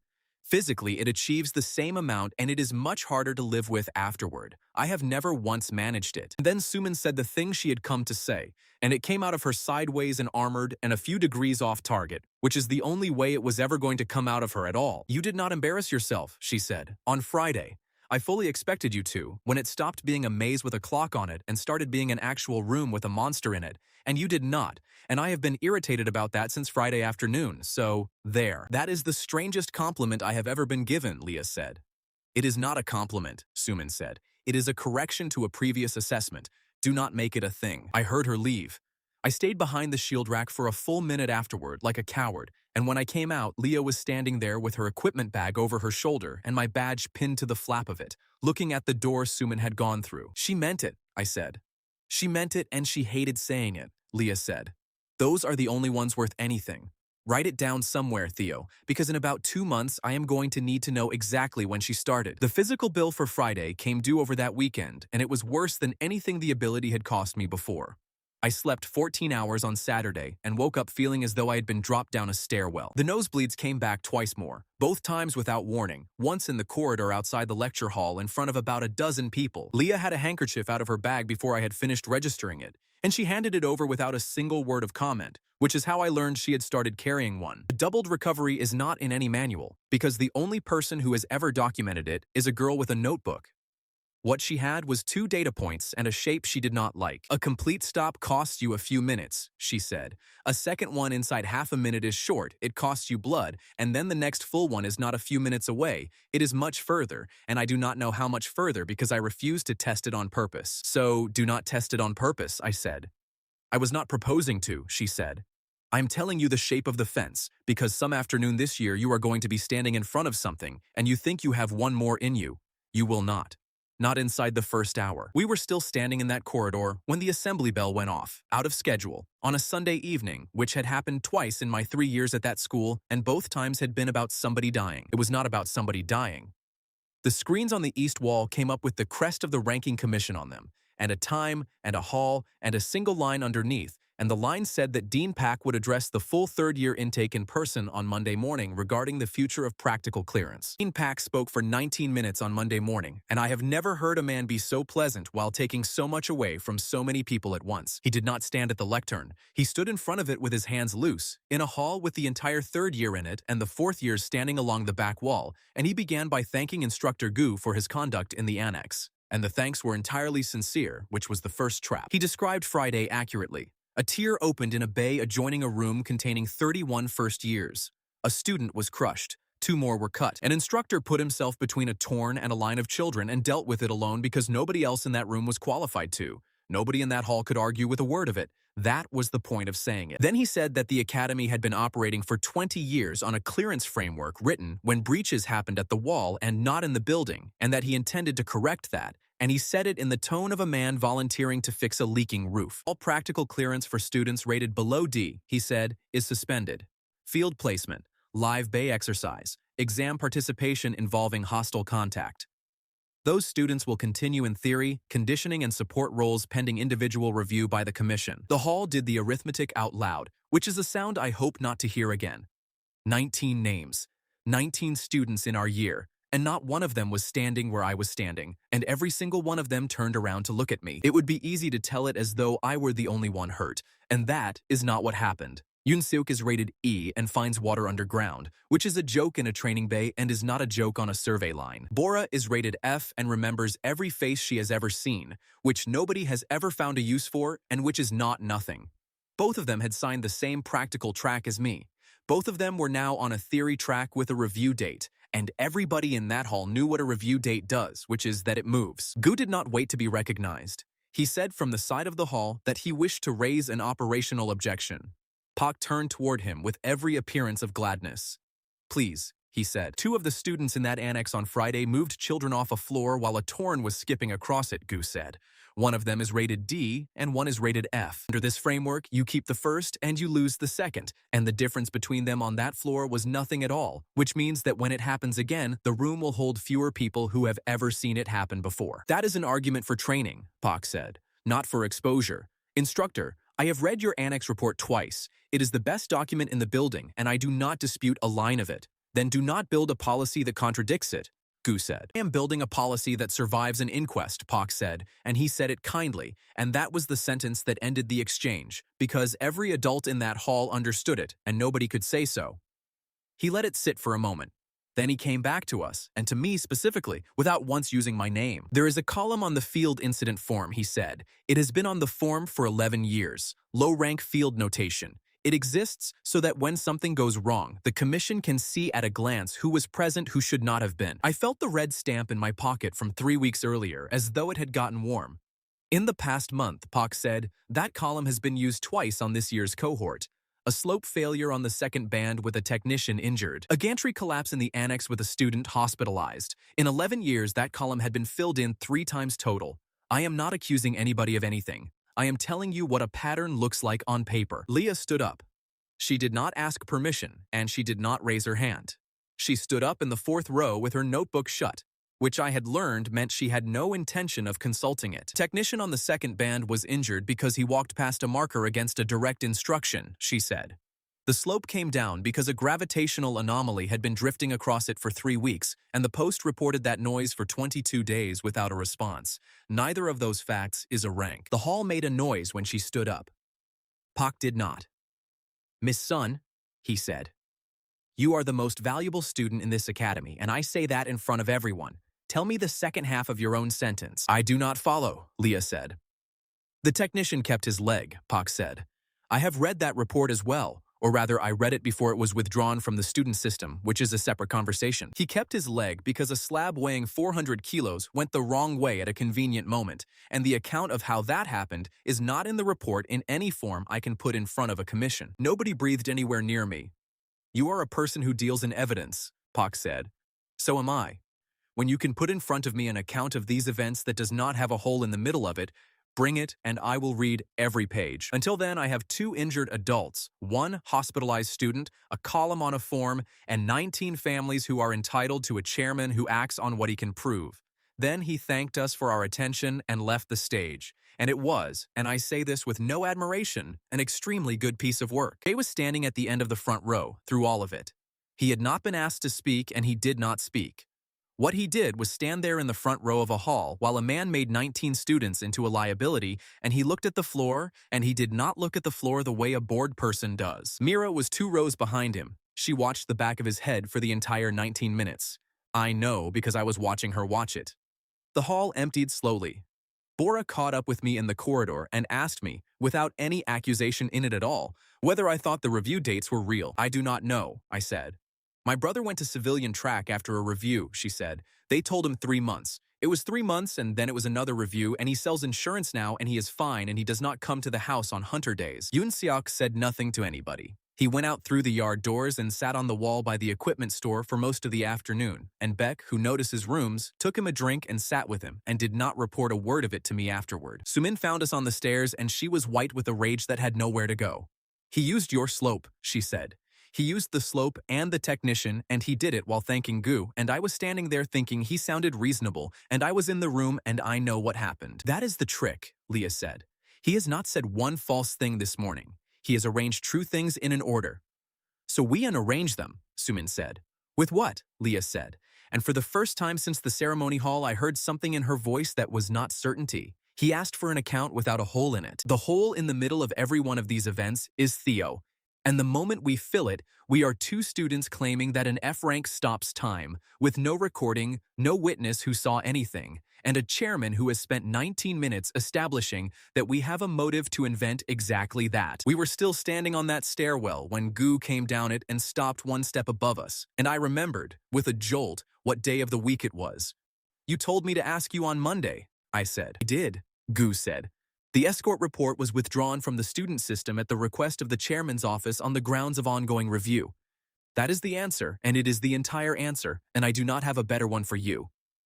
That is not an answer, Sumin said. No, Gu said. It is not. So I have stopped asking for them.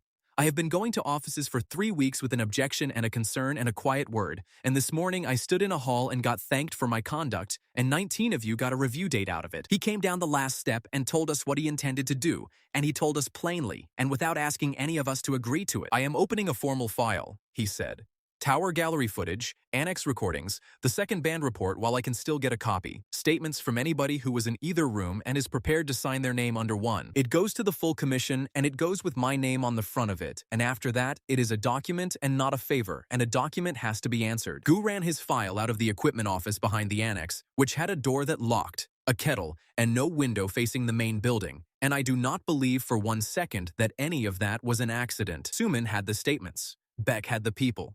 Lia had the recordings and a wall of index cards, and I had a chair in the corner and a growing certainty that I was going to have to say something out loud before the week was over. 31 statements, Suman said on the second evening. 26 signed. 3 refused outright, and 2 want to see what the others said first, which is not a yes. Who refused? Gu said. A first year whose parents told her not to, Suman said. A fourth year who was on the far door and says he saw nothing worth writing down. And Kyung, the other fourth year, who told me to my face that he did see something, that he cannot explain it, and that he is not putting his name under a sentence he cannot defend in a room with the chairman in it. Put his refusal in the file, Gu said. Suman looked up. You want me to record that a witness refused? I want the file to be honest, Gu said, or the file is worth nothing at all when the first hard question arrives. Record what he said and record why. A commission can dismiss a witness. It has a much harder time dismissing an instructor who wrote down the inconvenient half himself. Beck was the reason the numbers were that good. He spent 4 days doing the only thing Beck has ever been extraordinary at, which is sitting down next to somebody with 2 drinks and talking about nothing until they tell him something. Hana Yoon signed twice, once for the tower and once for the annex, and added a paragraph nobody asked for about the pair that came last and walked instead of running. Do-jin signed from the infirmary with the frame still over his legs and made Beck read it back to him 3 times before he would put a pen to it. I want the sentence about Suman taken out, Do-jin said apparently. She did not get the beam off me. She has told everybody she did not get the beam off me, and I have listened to her, and I am not signing a page that says she did. Then who did? Beck asked him. Nobody knows, Do-jin said, and he meant it. Write that. Nobody knows, and I was not conscious. And I would rather have that on the page than a nice story. Beck reported it to the room word for word and then went quiet. And I sat in my corner chair and looked at the floor and knew exactly what a coward looks like from the inside. The recordings were the difficulty, and Lia spent 2 nights on them and came out of it in a mood I had not seen from her before. Tower Gallery had one usable angle on the 3rd tier, high and wide and close to useless. What it showed was an arm at the near side of the rig committing back toward the walkway, and then not being where its own arc said it should be, and then continuing normally. 11 frames, Lia said. Between one frame and the next, it is a hand's width out of position. There is no motion blur and there is nothing in shot to have moved it. That is an equipment fault, Gu said, and he said it in the voice of a man who had been told it was an equipment fault and had gone and looked. It is not an equipment fault, Lia said, because the same 11 frames have the dust in them, and the dust is out of position too, and dust does not have a mount.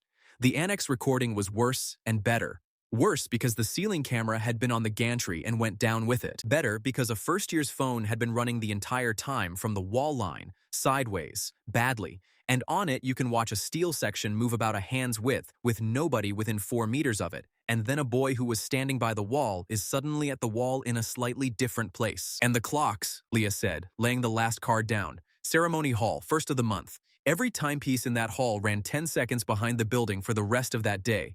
The annex has one wall clock. It lost about 12. Gu sat down on the edge of the desk and looked at the cards for a long moment.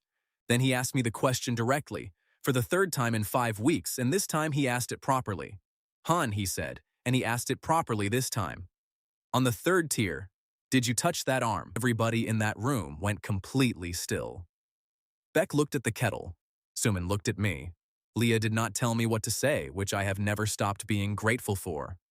Yes, I said. The office was quiet for about 4 seconds. All right, Gu said, and he did not shout, and he did not celebrate, and he did not ask me to prove it. He put his hands on his knees, and he told us why he had believed it since the 2nd week of term. And to do that, he had to tell us about the warehouse, which he did once, flatly, and has never told me again since. He was 17. He was rated E, and the card said load sense, and what it meant was that if he put his palm flat on a beam or a floor or a stair, he could feel how much weight it had left in it before it stopped being a beam. That is not a hunter's skill. Nobody has ever put load sense on a recruitment poster. He worked with an unlicensed crew clearing small breaches out of the warehouse district because a licensed team would not take him, and there were 6 of them, and he was the youngest by 4 years and the joke of the crew. I put my hand on the 2nd floor at the top of the stairs, he said, because I always did, out of habit, the way you check a step, and it had nothing left in it, not a little bit of give. Nothing at all. Told them. They laughed at him because that was the arrangement they had, and they went in, and the floor went down into the loading bay with all 5 of them on it, and a torn came through the gap in the roof about 40 seconds later. I did not save anybody, Gu said. That needs to be clear. I was outside on a stair because I trusted a useless skill, and they were inside because they did not. And there is no version of that story where I am the hero of it. There is only a version where the thing nobody counted was the thing that was true. Nobody in that office said anything for a while. The kettle clicked off and no one poured it. So, Gu said, these go in the file and these stay out of it, and I would like an argument if anybody has one. To the file went the frames, the dust, the phone recording, the clocks, the 26 statements, the recorded refusal, the second band report while he still had a copy, and a technical appendix on the anomaly over the ledge written by an escort officer with 19 years of service. Out of the file went every word of what I had just said in that room. You cannot be serious, Suman said. I am extremely serious, Gu said. Put it in and the file stops being a record of unexplained physical events and becomes a claim by a suspended F rank about his own ability, unsupported, made by a boy with a motive to make it. At the moment, his clearance is under review. Chairman would not even need to argue with it. He would only need to read it out. It is true, though, Beck said. It is true and unprovable at the same time, Gu said, and those are two different words. The file asks one question, and it asks it in about 800 pages of somebody else's handwriting. What moved the arm? Let them answer that question in a room full of adults. I do not have to win the argument. I have to make them hold it. Lia had not spoken through any of it. When she did, she asked the question that turned out to matter more than every card on that wall. What happens if he does not answer it, she said. If he cannot dispute the frames and cannot explain them either, what is left for him to do with a document like this? He requalifies it, Gu said. That is what I would do in his chair. He agrees the anomalies are there, and he tells the room they were put there. Then we are handing him a weapon, Lia said. We are handing him a document, Gu said. I have been in that building for 12 years, and there is one thing I know about the chairman that none of you do. He does not act until he has to. Everything he has ever done, he has done in the last week available to him, and he has been extremely good at making that look like patience. The file went in on a Thursday.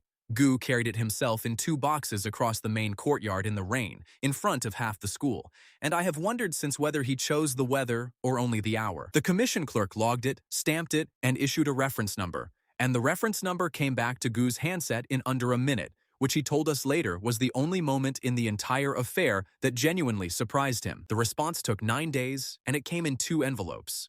The first set a date for a full hearing, open to the 3rd year in the ceremony hall, which was not the room any of us had expected. The second was a witness schedule. There were 9 names on it.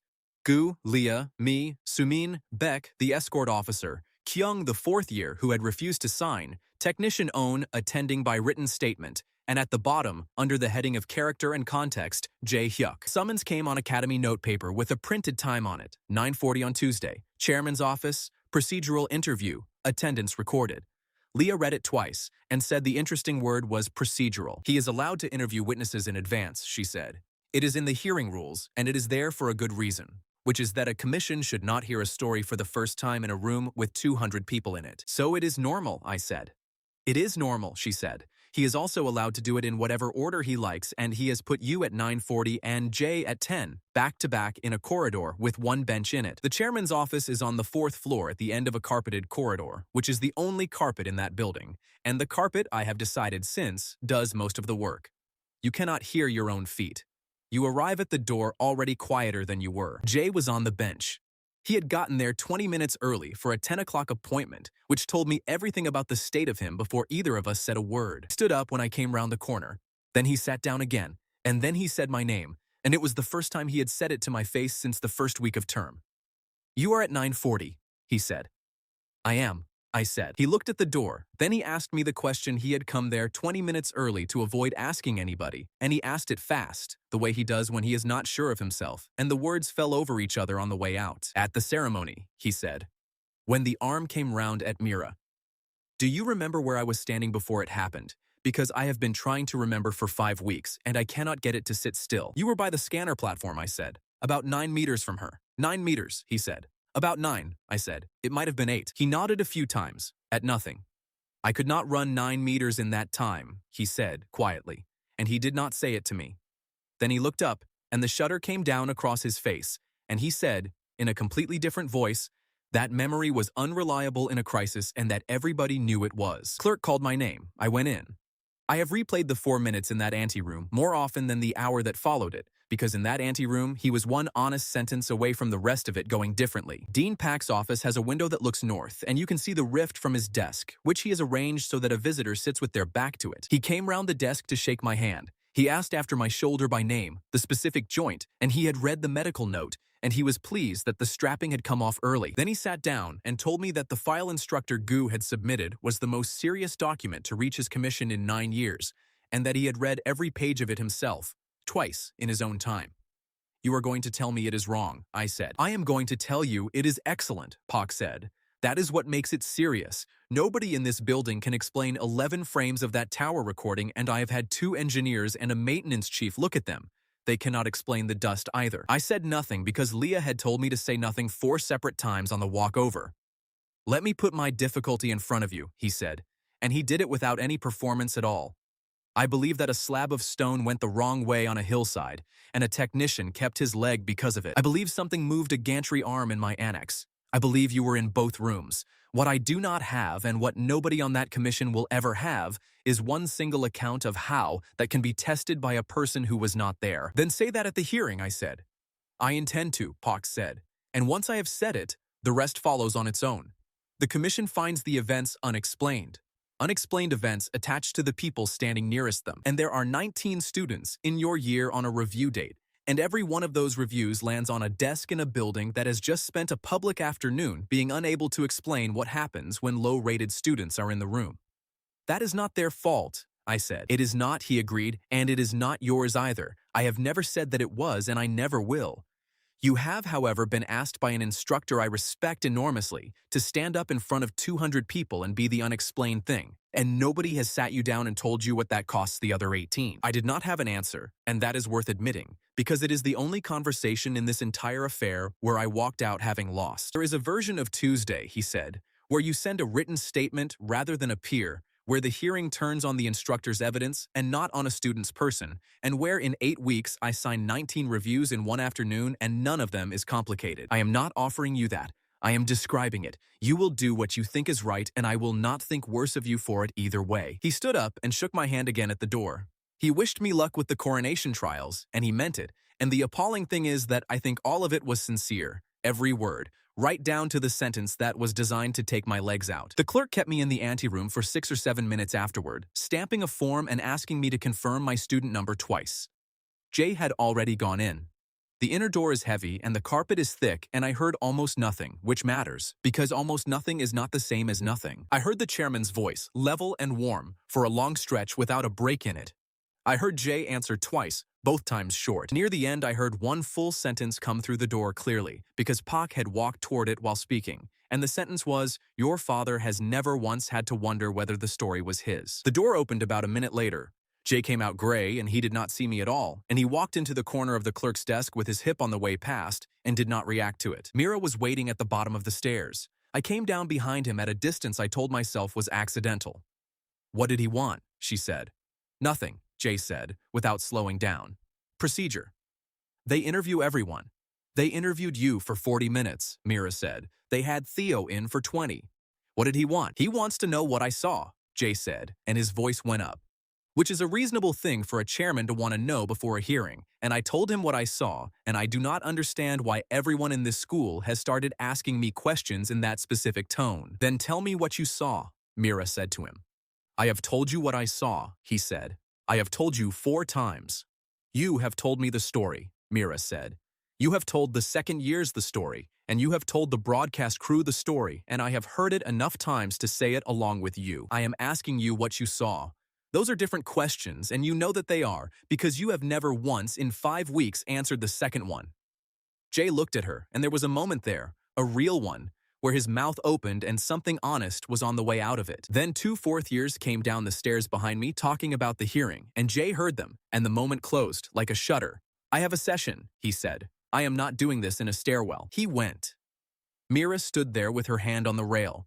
She did not look up at me, though she knew perfectly well I was on the landing, and after a while she said, to nobody in particular, that she had spent a year and a half telling herself that being careful about who she stood beside was the honest option. The hearing was set for 8 days later. They took the chairs out of the ceremony hall and put in rows, 240 of them, in the same room where a screen had once printed the words "severe embarrassment" above my head for the entire 3rd year to read. The witness order went up on the board the evening before. Gu first, then the escort officer, then Suman, then Beck, then Lia, then me. Kyung, the fourth year, had been recalled to the list after all, at the chairman's request, and placed 7th. Tae Hyuk was last. Under his name, on the printed sheet, in the same font as everything else, the clerk had typed the words at the chairman's discretion, and nobody in that corridor could tell me what they meant. 240 chairs and every one of them full, with the fourth years standing along the back and the first year intake on the floor at the front because there was nowhere else to put them. Gu spoke for 50 minutes and he was extraordinary. No adjectives, no appeals, no mention of anybody's rank at any point. He put the 11 frames on the screen and left them there while he described the arc the arm should have taken, and then he showed the dust, and the hall made a noise it did not mean to make. The escort officer went next and said under oath that in 19 years he had never seen a 400-kilo slab leave a leg in the manner described, and that he had written his appendix expecting to be asked about it, and that nobody had asked him about it until instructor Gu. Suman gave her statement like a technician reading a gauge. She had times. She had positions. She said she had been at the wrong end of a beam achieving nothing, and that when she looked up, the beam was off dojin and she had not felt it move. Beck was better than any of us expected, and worse for us than any of us expected, and it was not his fault. He told the truth in the order it happened. He said he had collected the first year's phone from her on the Friday evening, that he had held it for 2 days because she wanted it back, and he had promised to copy the recording first, and that he had given the copy to Lia on the Sunday. I watched the chairman write one line down. He did not look up while he wrote it, and he did not write anything else for the rest of Beck's testimony. Lia was on the stand for an hour and 10 minutes, and she did not make one error. She walked the commission through frame counts, dust displacement, clock drift across 3 separate incidents, and she gave a number for how unlikely a mount fault was that made one of the commissioners take his glasses off. Then it was my turn, and it went the way it went. Act did not begin with me at all. He began by thanking Gu again, at length, and by stating for the record that the commission accepted every recorded fact in the file as recorded. Then he said that the question before the room was not what the recordings showed. It was where the recordings had been. The tower gallery deck was accessed after the exam using an instructor credential, he said. That is in the access log. It is instructor Gu's credential, and it was used properly, and I am not suggesting otherwise. The annex recording came from a student device held by a student for 2 days before a copy was made. The copy was made by the student pair whose conduct is the subject of the file. Gu was on his feet. Pak asked him to sit, and he asked it courteously, and Gu sat. I am not accusing anybody of forgery, Pak said. I want that in the minutes twice. What I am telling this hall is that every anomaly in 800 pages appears exclusively in material that passed through the hands of 2 students. 2 students who have, in 5 weeks, gone from 12th entry slot to the front page of the notice board, a photograph on the main wall, and a badge sold outside the east stairwell for 2 credits. Somebody in the second year rows laughed, and it was the worst sound in the whole afternoon. He had the badge. He held it up. He did not say anything unkind about it. He put it down on the table in front of the commission and let it lie there. Then he called me. He asked my name, my rank, my activation condition, and he asked all 3 in a level voice, and the words severe embarrassment went across that hall for the second time in my life, in the same room. Did you touch the gantry arm in the annex? He said. Yes, I said. How? He said. I stopped time, I said, and the hall did what halls do. Pak waited it out. He let the noise run for a good while and he did not silence it, and I understood too late that the noise was doing work for him. 10 seconds at most, I said when I could. Nothing moves and there is no sound. I cannot attack anybody inside it. It runs on real embarrassment, and it does not come when it is called. I would like to be fair to you, Pak said.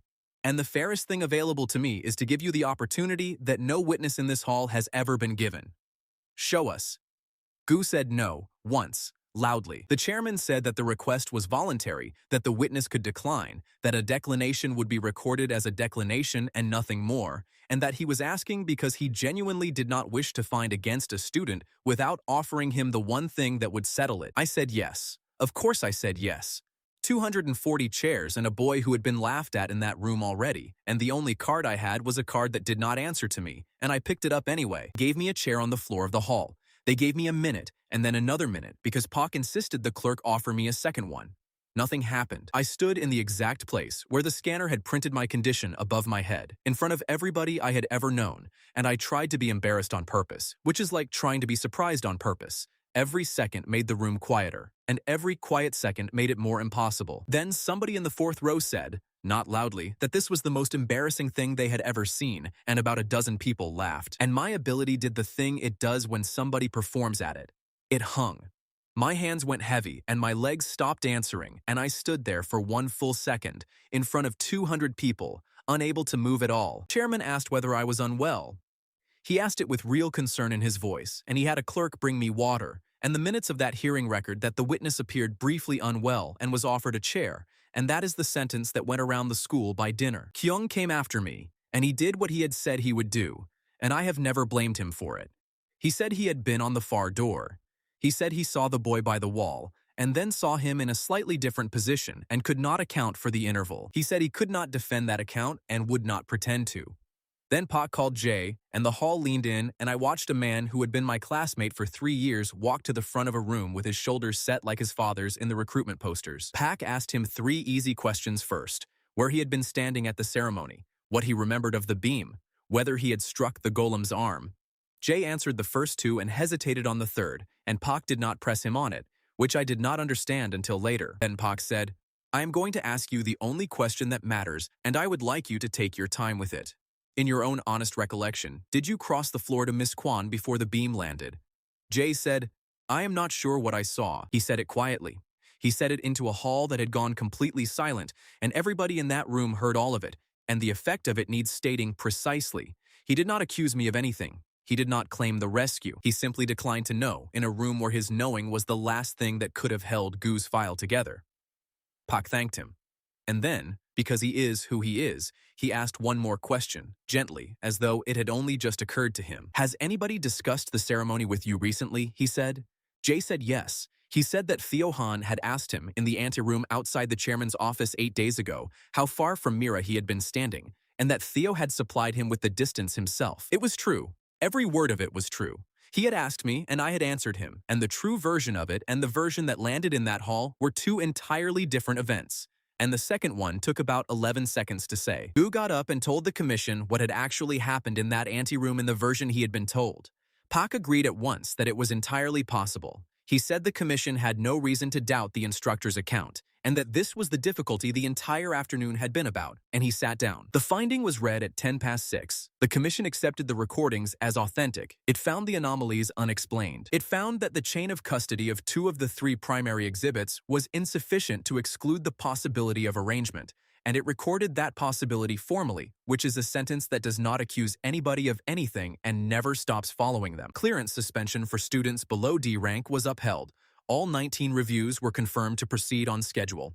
And a new line was added that had not existed that morning because the pair of us had gone into that room as the people asking a question and come out as the subject of one. Theo Han and Lia Son were suspended from all operational participation pending completion of a disciplinary review into the presentation of evidence. Not laughed at. Recorded. There is a difference between a hall that thinks you are a joke and a document that thinks you might be a liar, and the difference is that a hall gets bored. The room emptied around us, and neither of us moved for a while. Beck stood in the aisle not saying anything, which from Beck is a kind of alarm. And the clerk came down the aisle with her tablet and asked politely, in front of everybody still filing out, whether Miss Sun would remain behind, because the chairman had asked to speak with her privately before she left the building. I waited for her on the low wall outside the ceremony hall for 55 minutes, in the dark, with Beck sitting beside me not making a single joke, which was the most frightening thing about the entire evening. When Lia came out, she did not look upset. She looked like somebody carrying a full glass across a room. She sat down on the wall on my other side, put her bag between her feet, and said that she was going to tell us both exactly what was said, in order, because she wanted 2 witnesses to have heard it before she started forgetting the wording. "He offered me a chair," she said. "He asked whether I wanted the clerk present. I said no, and that was my error, and I knew it was my error while I was saying it." "What did he want?" Beck said. Lia repeated it the way she repeats things, which is nearly word for word, and she did the voices without doing the voices. "He said, 'Miss Sun, you are the best student this academy has produced in a decade, and I will not insult either of us by pretending this afternoon went well for you.' I said, 'It did not go well for Theo.' He said, 'It went badly for a boy who has been ranked F since he was 15, and it went catastrophically for a girl who has been first on every board in this building since she arrived. Those are not the same injury, and you are clever enough to know it.' Then he told me the resolution," she said, "and he did not phrase it as an offer. He phrased it as an observation about how these things usually resolve themselves." "Which is," I said. That a partnership formed under an unusual set of circumstances is reviewed, Lia said. That the senior partner writes 2 paragraphs stating she acted on incomplete information in good faith, that she has revised her assessment, and that she does not wish the pair to continue. That the disciplinary review then finds no case to answer against her because the arrangement it was reviewing has ended and you would come out of it clean, Beck said. Entirely, Lia said. He was very precise about it. The finding against Theo stands either way. Nothing I signed changes one word of that. The only thing on the table was whether the record also has my name in it. I did not say anything at all for a moment. It is a strange thing to hear somebody describe the exact shape of the door you have been quietly hoping they would take. You should have taken it, I said. I know that is what you think, Lia said. So I told him this. I said, Chairman, I want to be sure I have understood. You are asking me to state in writing that my assessment of Theo Han was an error. And he said, I am asking you to state that you acted on incomplete information, which is true, because you did. You did not know the recordings would come through a student's hands. You did not know the boy would be unable to demonstrate anything in that hall. Every word of the statement would be accurate. And I told him that the statement would be accurate and false, Lia said. And he asked me to explain the difference. And I could not in a way he would accept. And I have been thinking about it for an hour and I still cannot. Then how did you answer him? I said. I said no, Lia said. Twice. The second time because he asked me to sleep on it, and I did not want him to have the night to think of a better argument than the one he had used. Beck said something under his breath that I will not record. He was not angry, Lia said. That is what I want you both to understand, because it will matter later. He thanked me. He said that he had asked because it would have been unforgivable not to offer, and that he hoped I would remember he had offered. And then he said one more thing while I was standing at the door, and I want it repeated exactly. She got it out flat. He said, I have made a note of our conversation for the minutes, as I am required to. It will read that you were offered a resolution consistent with the evidence and declined it. That is not a punishment, Beck said. That is the entire punishment, Lia said. There is nothing else coming. He is not going to move against me. He is not going to bar me from anything. He is not going to say one unkind word about me in public for the rest of the year. He wrote a sentence. The minutes were circulated to the commission and to the senior faculty 6 days later, and the sentence in them was slightly different from the sentence he had said to her, and the difference was the work. It read that the second party had been offered a resolution consistent with the evidence and had declined it, and that the commission noted the continuing exercise of questionable judgment. Continuing. That was the word. Not an error, a pattern. And it was in a document that nobody was supposed to read outside the commission, which meant that by the end of the second week, half the school had read it, and every single one of them had been told it in confidence. The way it landed was not what I expected. Nobody was cruel to her, nobody laughed. That is not how it works with somebody like Lia, and I had never understood that until I watched it happen. What happened was that the tactical seminar convener reassigned the third-year study block, and Lia was no longer leading it, and the notice gave a reason about rotating leadership opportunities that was perfectly reasonable and had never once been applied in 3 years. What happened was that a second year with a routing problem stood in the corridor for a while, looking at Lia, and then went and asked Suman instead. What happened was that 4 separate people started saying, kindly, that she had been under a great deal of pressure lately. She has been first on that board for 3 years, Suman said, in the study room, with her fists on the table. 3 years of everyone in this building coming to her with their homework and their route plans and their exam nerves and one sentence in a set of minutes. And they are all suddenly worried about her. They are not worried about her, Beck said. They are worried about being wrong.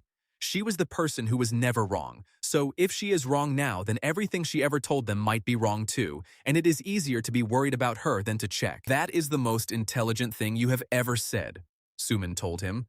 And he took it badly, which restored the room somewhat. Lia did not talk about it for 4 days. Then she talked about it once, on the roof of the equipment store where nobody goes because the door sticks. And she talked about it for about 90 seconds and never again. I have never had friends, she said. I want to be accurate, because it sounds like self-pity, and it is not. I have had a function.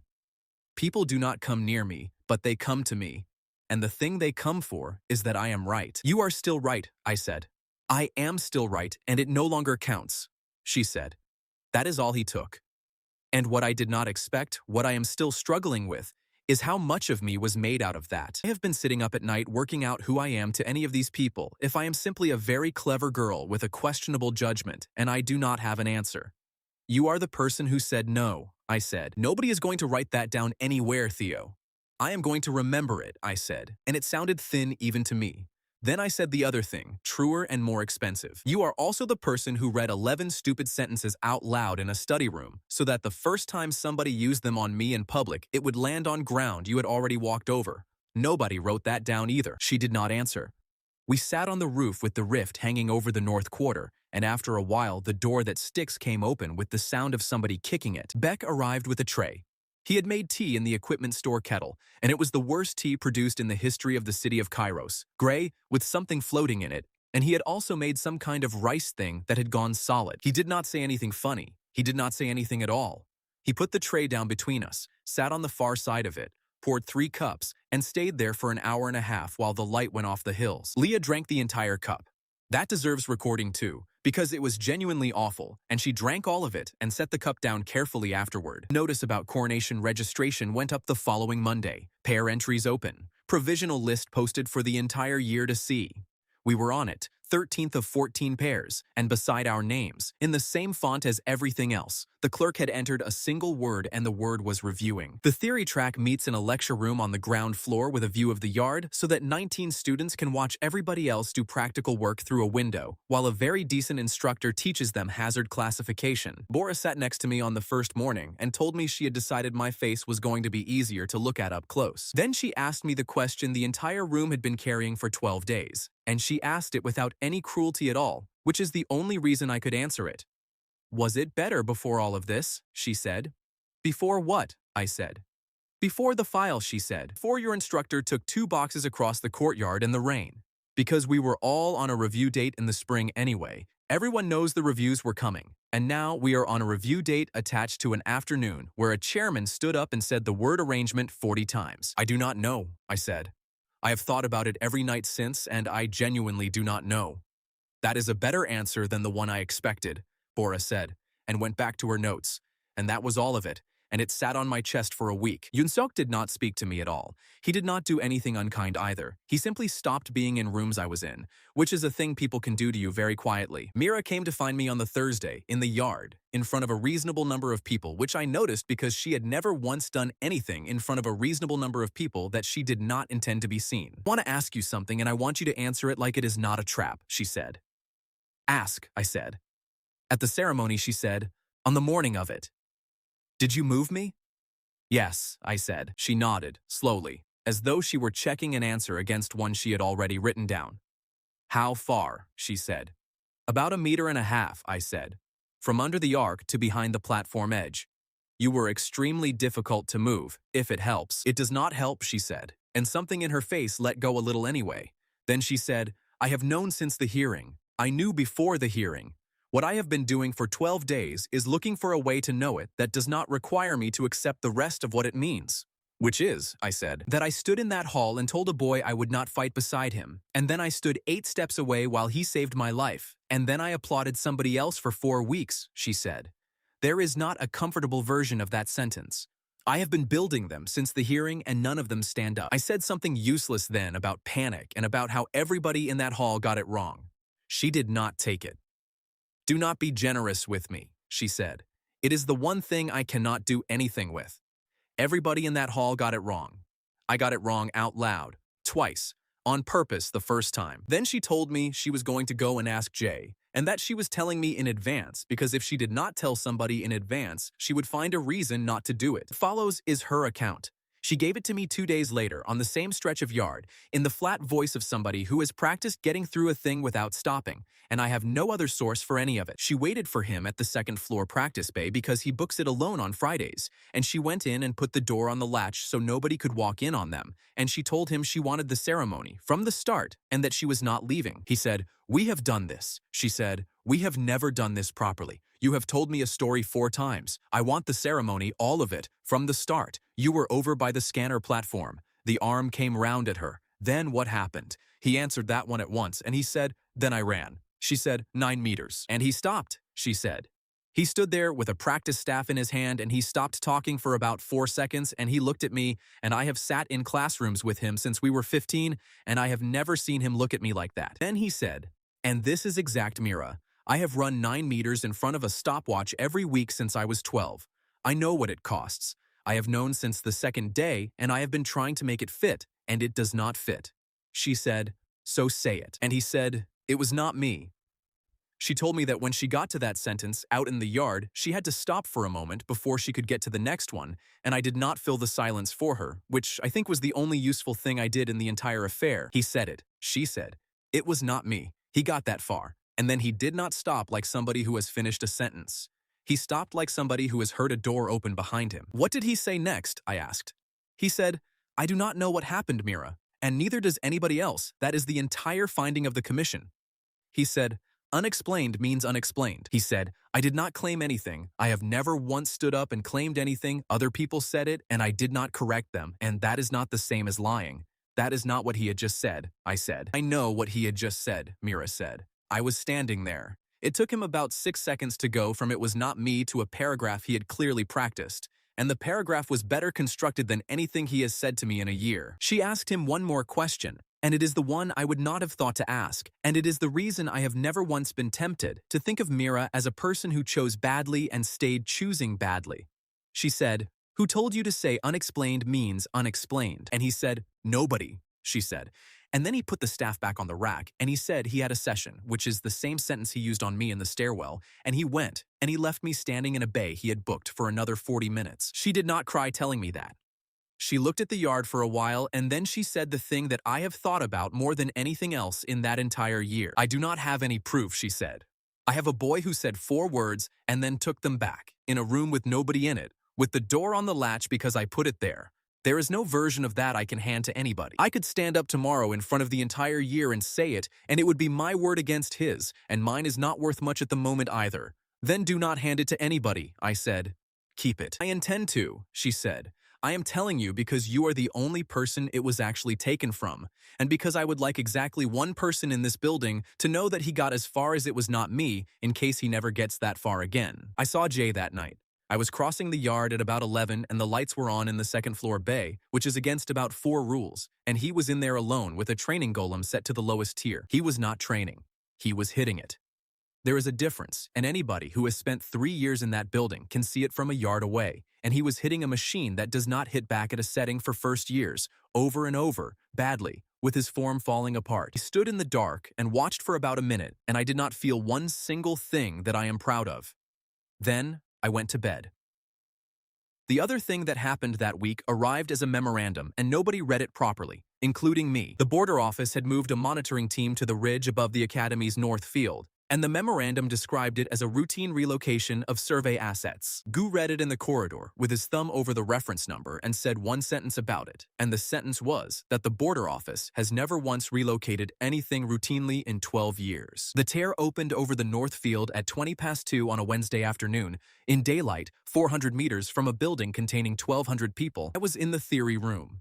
I saw it through the window before I heard anything, because a tear does not announce itself. It simply is there, a vertical seam in clear air above the running track with the light going wrong along its edge. The 4th-year assessment group was on that field. 22 students with practice kit, 2 instructors, and the border office monitoring team in a canvas equipment tent at the ridge end with about 9 million credits of instruments inside it. The alarm went at 22 past. By then, the thing was already out. It came out low, and it came out big. The annex torn had been the height of a man. This one filled the space between 2 goal frames, dark cracked glass with a hillside moving inside every split, and it stood at the tape line, and then there was no crossing, and it was at the tent. The theory room emptied into the corridor, and the corridor was a wall of people going the wrong way. I got as far as the equipment store door with Beck behind me before Sumin came round the corner from the yard with her jacket half on. Ju-Wan is on that field, she said. Lia arrived a moment later, and she was already talking, and what she was saying was not a plan. It was a refusal to have one. We are suspended from operational participation, she said. Not the low-rank policy. That is not what holds me. The disciplinary review. There is a signed instruction with both our names on it, and it says we do not go onto a field where there is hostile contact. Then we are suspended, I said. So what? So all of it, Lia said, and she said it fast and hard, standing in a doorway with an alarm going. If we walk out there, we have handed him the sentence he has been waiting 12 days for. He does not have to argue about frames or dust ever again. He gets to say that we broke a formal instruction the first time it was inconvenient, and every person who signed a statement for goo becomes a person who signed for 2 students who do what they like. Beck said, "Lia, there are people on that field." "I am aware of the people on that field," she said. "I am telling you the price out loud before we pay it, because in about 4 minutes somebody is going to ask me whether I understood what I was doing, and I want to have understood it." "Do you have a plan?" I said. "I have the annex data," she said. "Then that is the entire conversation," I said, and went out the store door, and she came after me, and behind us, Suman was already shouting at the corridor to get people to the west stairs.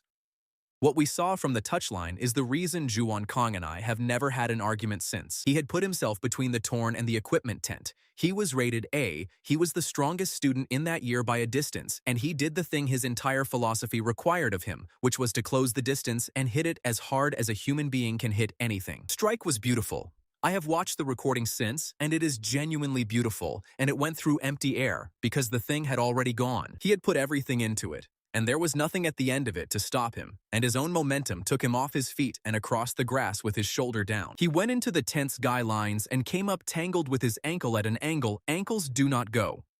The torn arrived 4 meters away with the sound coming in after it. Sir reached him first and got a hand under his arm and could not move him, because he weighs what he weighs and his foot was through a line, and she stood over him with a training blade and did the arithmetic that everybody eventually does with these creatures, which is that there is nowhere useful to point it. Lia stopped at the touchline and did not go further, and this needs understanding properly, because it is the only reason any of us are alive. She did not run in. She stood at the line and read the field for 11 seconds, out loud in a flat, continuous voice, and I stood beside her burning to move and did not move, because I had learned in a tower that her 11 seconds are worth more than my 60. In the annex, it skipped 4 to 6 meters, she said, and never further. It arrived inside a gantry frame, and it damaged itself doing it, which means it does not check. It cannot arrive inside solid matter without harm, and it does not know that in advance. So it needs somewhere open, I said. It needs somewhere open and it prefers volume, she said. Look at the field. It is the emptiest ground in this academy. Every skip point on it is open, so it can go anywhere it likes, and that is why it looks unpredictable. Take the open ground away and it has a list. That is the moment the entire year turned, and it turned on a girl with a questionable judgment standing behind a white line saying, "Take the open ground away." We took it away with rubbish. That is the honest description. There was no equipment on that field worth the name. The assessment group had 2 kit trailers at the touchline. We put both on their sides across the near approach, Beck and Suman on one and me on the other, and Beck's skill turned out to be worth exactly what he had always said it was not, because once he had a grip on the trailer rail, it did not matter what physics thought about it. The goal frames came down flat across the gap between the trailers. 22 fourth years had dropped their practice shields in a line when they ran, and Suman ran the length of that line collecting them, and Sear stacked them against the tent side. And neither of them said one word to each other the entire time. Lia called it as a shape, not as instructions. Fill the west approach, fill under the ridge bank, leave the drainage cut open. The drainage cut runs along the far side of the north field. Concrete, 2 meters deep, 4 wide, dry most of the year. It was the largest open volume left on that field by the time we had finished, and it was the only one, and everything else was a mess of steel and canvas and stacked shields with no room in it for a thing the size of a car. I went for Juwon while they built it, which was my half, and it was the least clever thing anybody did that afternoon. He was conscious, and he was furious, and the first thing he said to me was that I was suspended. "Yes," I said, and got his foot out of the guy line. The second thing he said, with his ankle in my hands and a torn 6 meters away, was that he had hit it clean and that he wanted somebody to tell him what he was supposed to have done differently. "You were supposed to hit where it was going," I said. "That is all. That is the only difference." "I do not know where it is going," he said. "She does," I said. "It skipped twice while I was dragging him, and both times it arrived somewhere we had not filled yet, and the second time it came down within 3 meters of the tent, and one of the monitoring team screamed inside the canvas. And I have never moved so fast with so much weight on my shoulder in my life. Then we were behind the trailer line, and there was nowhere left on that whole field for it to be except a concrete trench. It went into the drainage cut on its 4th skip, the way she said it would, and the moment it arrived, it was in a 4-meter channel with 2 meters of concrete on both sides, and at last, it had to move like an animal. Sir did not wait for anybody. She had been standing on the bank for 9 seconds with her weight already forward, and when Lia said now, she went off the edge and put a training blade through the crack under its arm from above, where it was going and not where it had been. It came apart the way they do, the cracks filling with grass and light and then with nothing. The pieces went to dust before they reached the bottom of the trench. The field was silent for about 4 seconds. Then 24 people started shouting at once, and the license team came through the north gate 20 minutes too late to do anything except take statements. Juwon sat on the grass with a broken ankle and looked at the trench for a long time. Then he looked at the trailers and at the goal frames and at the shields, and I watched a man do a piece of arithmetic he had been avoiding for 3 years. Sir stood on the bank cleaning her blade and did not look at anybody at all. When Lia went past her, she said one sentence, quietly, without turning around, and the sentence was, "That was 4 to 6 meters and a preference for volume, and I would like the annex data." The escort officer from the license team wrote the incident log at the touchline with the field still full of people. He asked who had built the barrier line, and there was a pause of about 2 seconds, and then Suman said, loudly enough for the entire field, Theo Han and Lia Son, and about 6 other people said it after her. He wrote our names down. Then he asked, because he had to, whether either of us was under any operational restriction, and the field went quiet again. And Lia said yes, and gave him the reference number of the instruction from memory. He wrote that down too. He was not unkind about it. He simply wrote it down, and then he thanked us, and then he told us that a clerk from the chairman's office had already been on the field for 6 minutes and was waiting by the west gate with a form. The incident review was held in a committee room and not the ceremony hall, which the clerk explained was because it concerned a breach of instruction and not a matter of general interest to the student body. 41 people came anyway. They stood along the back wall and in the doorway and out into the corridor, and by the time the chairman arrived, there were 4th years sitting on the floor, and nobody asked them to leave, and I have always believed that was Gyu. Juwon gave evidence with his ankle in a walking brace, and he did not sit down to do it. I closed at approximately 4 meters and struck the creature across the upper body, he said. It was the best strike I have made in 3 years at this academy. It hit nothing. My own force put me on the ground inside the tent lines, and I could not free my foot, and I was, at that point, entirely finished. The chairman asked him whether he had been in danger. I was going to die on that field, Juwon said. Put that wording in the minutes and not a softer one. There were 2 students on the touchline who were under a formal instruction not to be there, and they came anyway. And I am alive because of the second half of that sentence and not the first. Then he said the rest of it, and he said it to the room rather than to the commission, and his voice did not do anything dramatic at all. I have argued since I was 15 that preparation is what people do when they are not strong enough, he said. I argued it in a corridor to Miss Sun's face in the 2nd week of this term. On Wednesday, I hit a torn as hard as any student in this building can hit anything, and it was worth nothing at all. And then 4 people built a wall out of kit trailers and goal frames, and it was worth everything. I would like that on a record somewhere, because I have been wrong loudly for 3 years, and I will not be quiet about it now. Sir gave evidence in about 90 seconds. Skip distance 4 to 6 meters, preference for open volume, misarrival causes self-damage, drainage cut as the only remaining volume on the field. She read it like a specification, and she attributed every line of it to Lia by name, twice. Suman gave the barrier build, that gave the trailer. The monitoring team leader from the border office gave a statement about 9 million credits of instruments and 3 people in a canvas tent, and he was not calm about any of it. Then the chairman called me and asked me one question, and the question was not about the field at all. Mr. Han, he said, on Wednesday afternoon, were you aware of the terms of the instruction issued to you and Miss Sun on the 11th? Yes, I said. Did you read it when it arrived? He said. Yes, I said. Did you understand that it prohibited your presence on a field where hostile contact was in progress? He said. Yes, I said. And did you go onto that field? He said. I stood in a committee room with 41 people in the doorway and did the thing that nobody had prepared me for, which was to be completely uncomfortably honest about having been in the wrong. I did, I said. I read the instruction 12 days ago, and I broke it on purpose 400 meters from the room where I read it. Nobody ordered me onto that field, and nobody misled me about what I was doing. I would like the record to say that I knew, because everything else about the last 2 months has been people arguing about what I knew, and I refuse to be vague about the one occasion when I actually did. It is a strange thing to hear yourself admit fault out loud in front of the entire 4th year with your ears going hot. The room stopped for about a second, not a full one. There was no dust hanging and no frozen mouths, or rather there were. And it was over so fast that I have never been entirely sure what I experienced. What I know is that the clerk's pen was on the floor when I started that sentence and was on the table when I finished it, and that I do not remember choosing to pick it up. The water in my glass was still moving. Nobody in that room noticed except Lia, who was looking at the glass and not at me, and who did not write anything down, which for her is the loudest thing she can do. The chairman thanked me for my candor and he meant it, and then he spent 19 minutes turning it into the finding.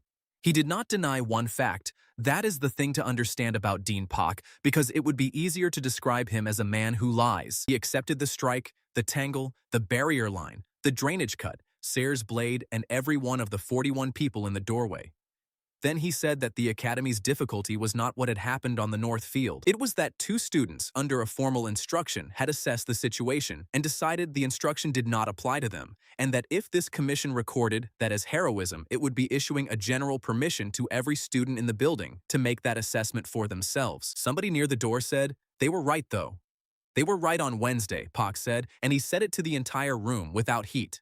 On Wednesday, on that field, with those 2 people, the assessment was correct. In 4 years in this office, I have signed 6 letters to families whose children made the same assessment and were wrong, and none of those letters mentions that the child was under an instruction, because by then it does not matter what the child was under. That is the strongest thing anybody said in that room all day, and it was said by the man I was fighting. The findings came in 3 parts, and I have the paper still. The disciplinary review into the presentation of evidence was closed, with no case to answer. The recorded possibility of arrangement from the first hearing was not withdrawn, because a recorded possibility never is, and it remains on both our files as a sentence somebody may read out at any point for the rest of our careers. The operational suspension on the pair of us was lifted, effective immediately in recognition of what we had done on the North Field, and a formal reprimand for breach of instruction was entered on both our records, permanently, and read aloud, and the wording of it is that the students concerned acted in deliberate disregard of a lawful restriction. Not heroism. Disregard.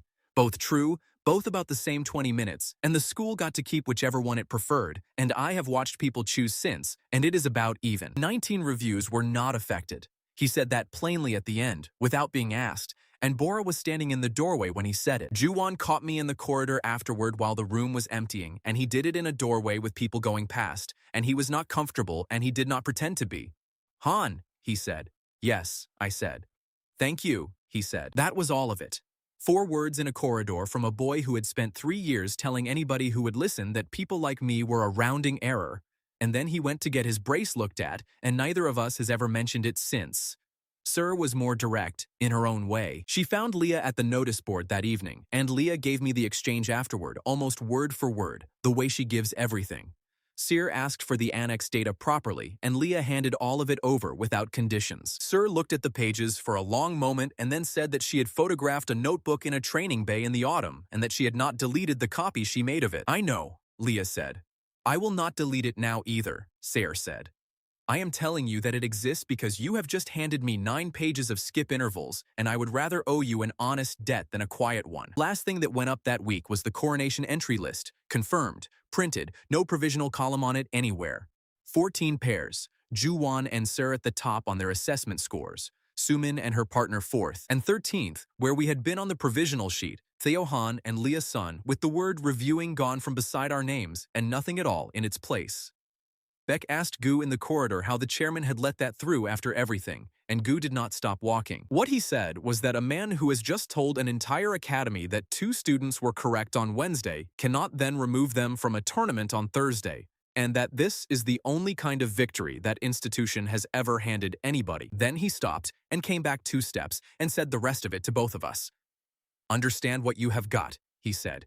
"You have 4 weeks, a tournament in front of the whole city, and a chairman who now has to beat you in public with an audience instead of quietly with a form. He is better at that than the whole lot of you, and he has never once in all those years had to do it in front of a camera." Coronation is held at Wall Arena on the northern edge of the city, which everybody in Kairos knows as the place where the tram line stops, and which I had never once thought about as a location until the site briefing. An engineer from the border office ran it, not an instructor, and she started with a map that had the rift on it and the arena on it and about 800 meters of ground between them. 14 pairs. Single bracket, 1 arena, 4 days, she said. City broadcast on all 4. 220,000 people watched the final bout last year, and the number goes up every spring. Then she spent a quarter of an hour on the ground, and the room started to fidget, and I have thought since that every person in that room fidgeted through the only useful minutes of the briefing. "The arena sits on the second band," she said. "It was built on it in the 2nd year after the rift opened, because in the 2nd year after the rift opened, nobody knew what a band was.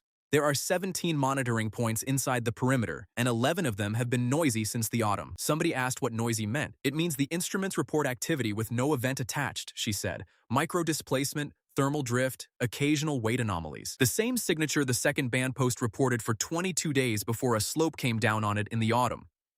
Gu was standing at the side of that room with his arms folded, and he kept his eyes off everybody while she said it. Board has assessed the site as within tolerance, she said, and she said it in the specific voice of a person reading somebody else's sentence out loud. The bracket proceeds. My office's recommendation was different, and my office's recommendation is on file. Nobody in that room did anything about it, including me, and that is the plain truth of it.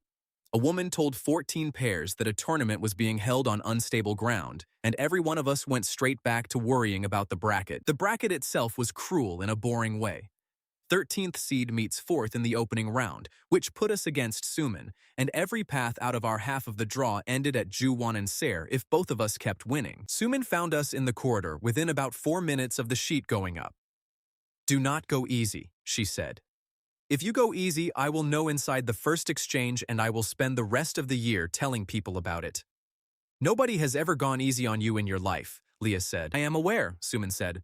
"I would simply like it on the record before the first day, so that when you beat me, I do not have to wonder about it afterward. And so that when I beat you, I do not have to hear anybody say you were distracted." The training weeks were the strangest I have ever spent, because for the first time since the ceremony hall, we had absolutely nothing to test. Adaptation across the entire activator list had been at 3% in the autumn, and it did not recover. The 11 entries from Lia's notebook were dead. The hearing had killed a 12th all by itself, which was public embarrassment in a formal room, because after standing in a hall for 2 minutes trying to blush on command in front of 240 people, the concept has no teeth left in it at all. Beck volunteered his services on the first evening and worked through everything he had. He got nothing. He got less than nothing, because he is now a person who is trying, and his entire value in the autumn had been that he never was. "You have ruined him," Lia told me on the third evening, watching Beck fail for the 9th time. "He used to be an excellent random variable. He is now a friend with a method, and he is completely useless." "I am standing right here," Beck said. "You are," she said, "and you are doing your best, and that is exactly the problem with you." Then she closed the notebook and said the thing that changed the last month of my life, and she said it while looking at a wall. "I am not going to run another test on you," she said. I said something clever about it, and I do not remember what it was. She did not laugh. "I mean it as a statement of intent and not a mood," she said. "I have spent 4 months building a list of ways to make you feel small enough to be useful, and I have got very good at it, and I would like to stop before I get better." "We still need it," I said. "We need it, and I will not manufacture it," she said. "That is my position entire, and I have been sitting with it for 9 days. Every time it has actually worked, it worked because somebody said something true without arranging it first. I cannot arrange a true thing. That is not a technique problem, Theo. It is what the words mean. So we go into a bracket with no activator," I said. "We go into a bracket with a partner who can plan, a friend who can hold anything he can reach, 2 allies with 9 pages of skip data between them, and a broken ankle nearly healed," said Lia, "and 1 boy who has spent a year learning to do without the thing everybody thinks he is." I noticed that week that she had stopped writing during sessions. She still carried the notebook.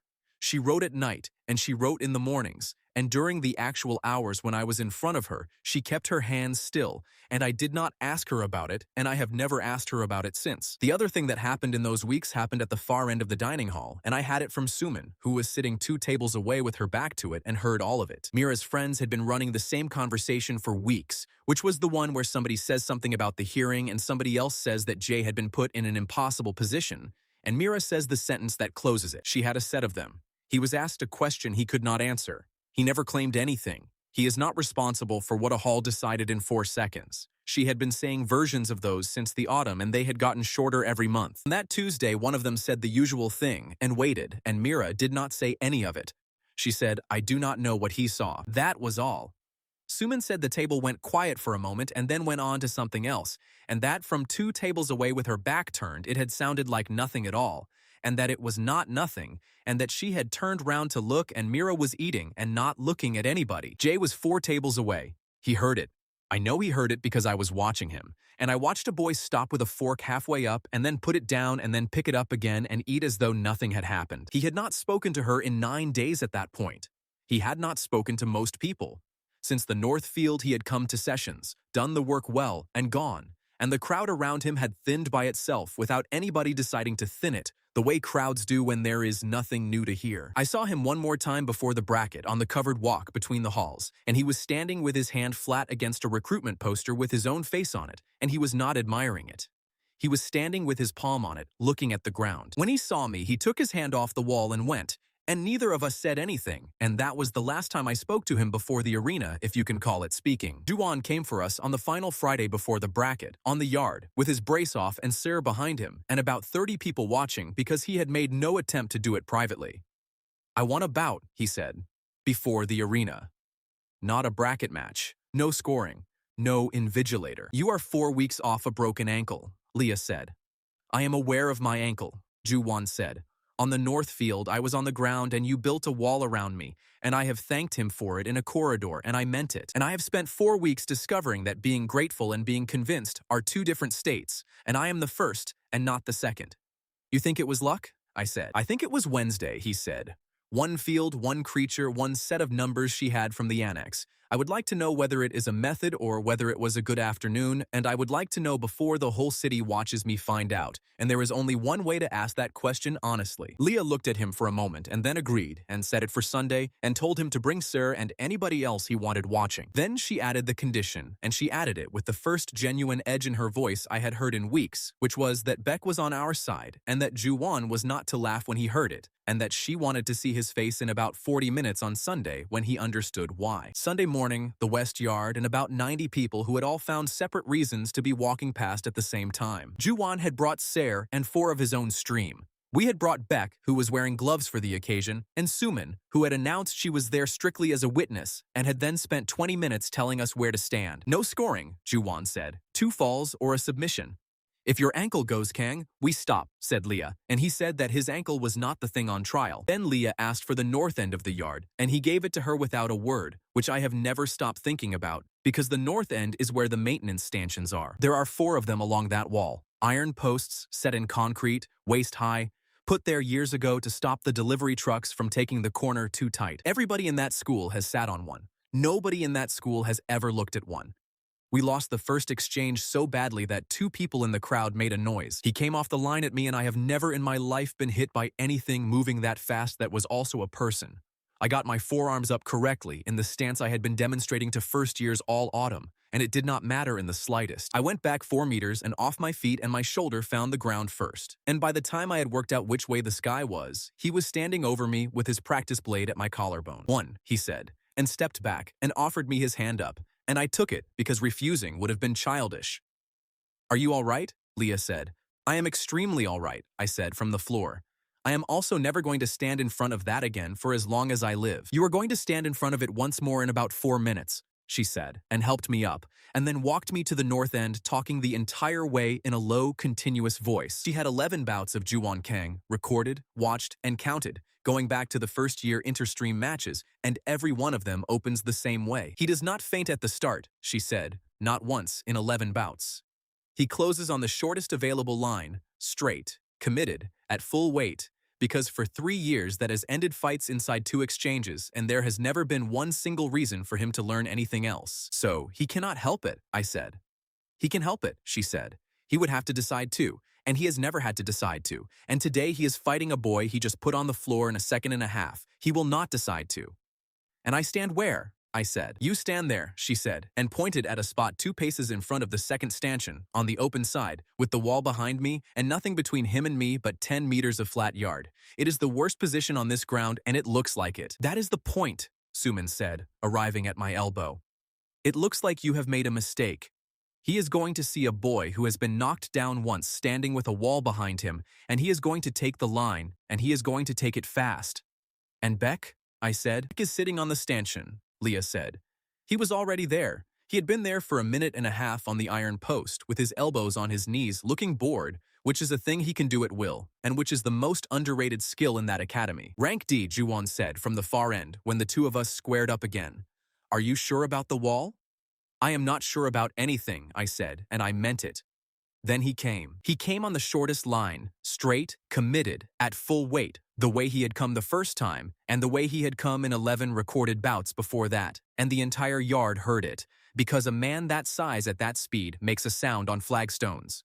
I did not block it. I had 2 jobs, and neither of them was blocking. The first was to be standing exactly where I had been told, and the second was to move to my left at the last possible moment and take the blade on my forearm guard at an angle that turned it, and I got both of them right by a margin I do not like to think about. His arm came through the space where my chest had been, past the guard, out, and extended, at the end of a lunge with all of his weight behind it, and Beck, who had been sitting on an iron post looking bored, closed his hand around Ju-won's wrist. That is the entire trick. There is nothing else to it. Beck's skill is that what he holds, he does not let go of, no matter what force is applied to it, until he decides to. And he had one hand on Ju-won's wrist and his other arm hooked through a stanchion set in concrete.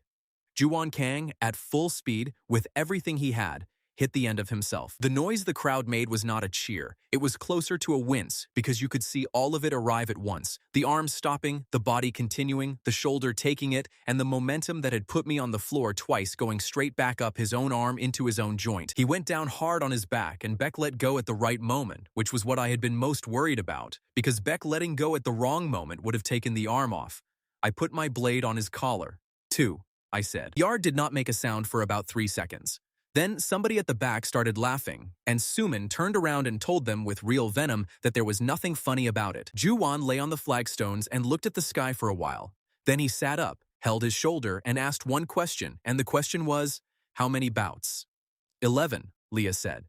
And I opened the same way in all 11, he said. You opened the same way in all 11, she said. The recordings are in the library, and anybody in this yard could have counted them. I want to be clear about that because you are going to spend tonight thinking I did something clever.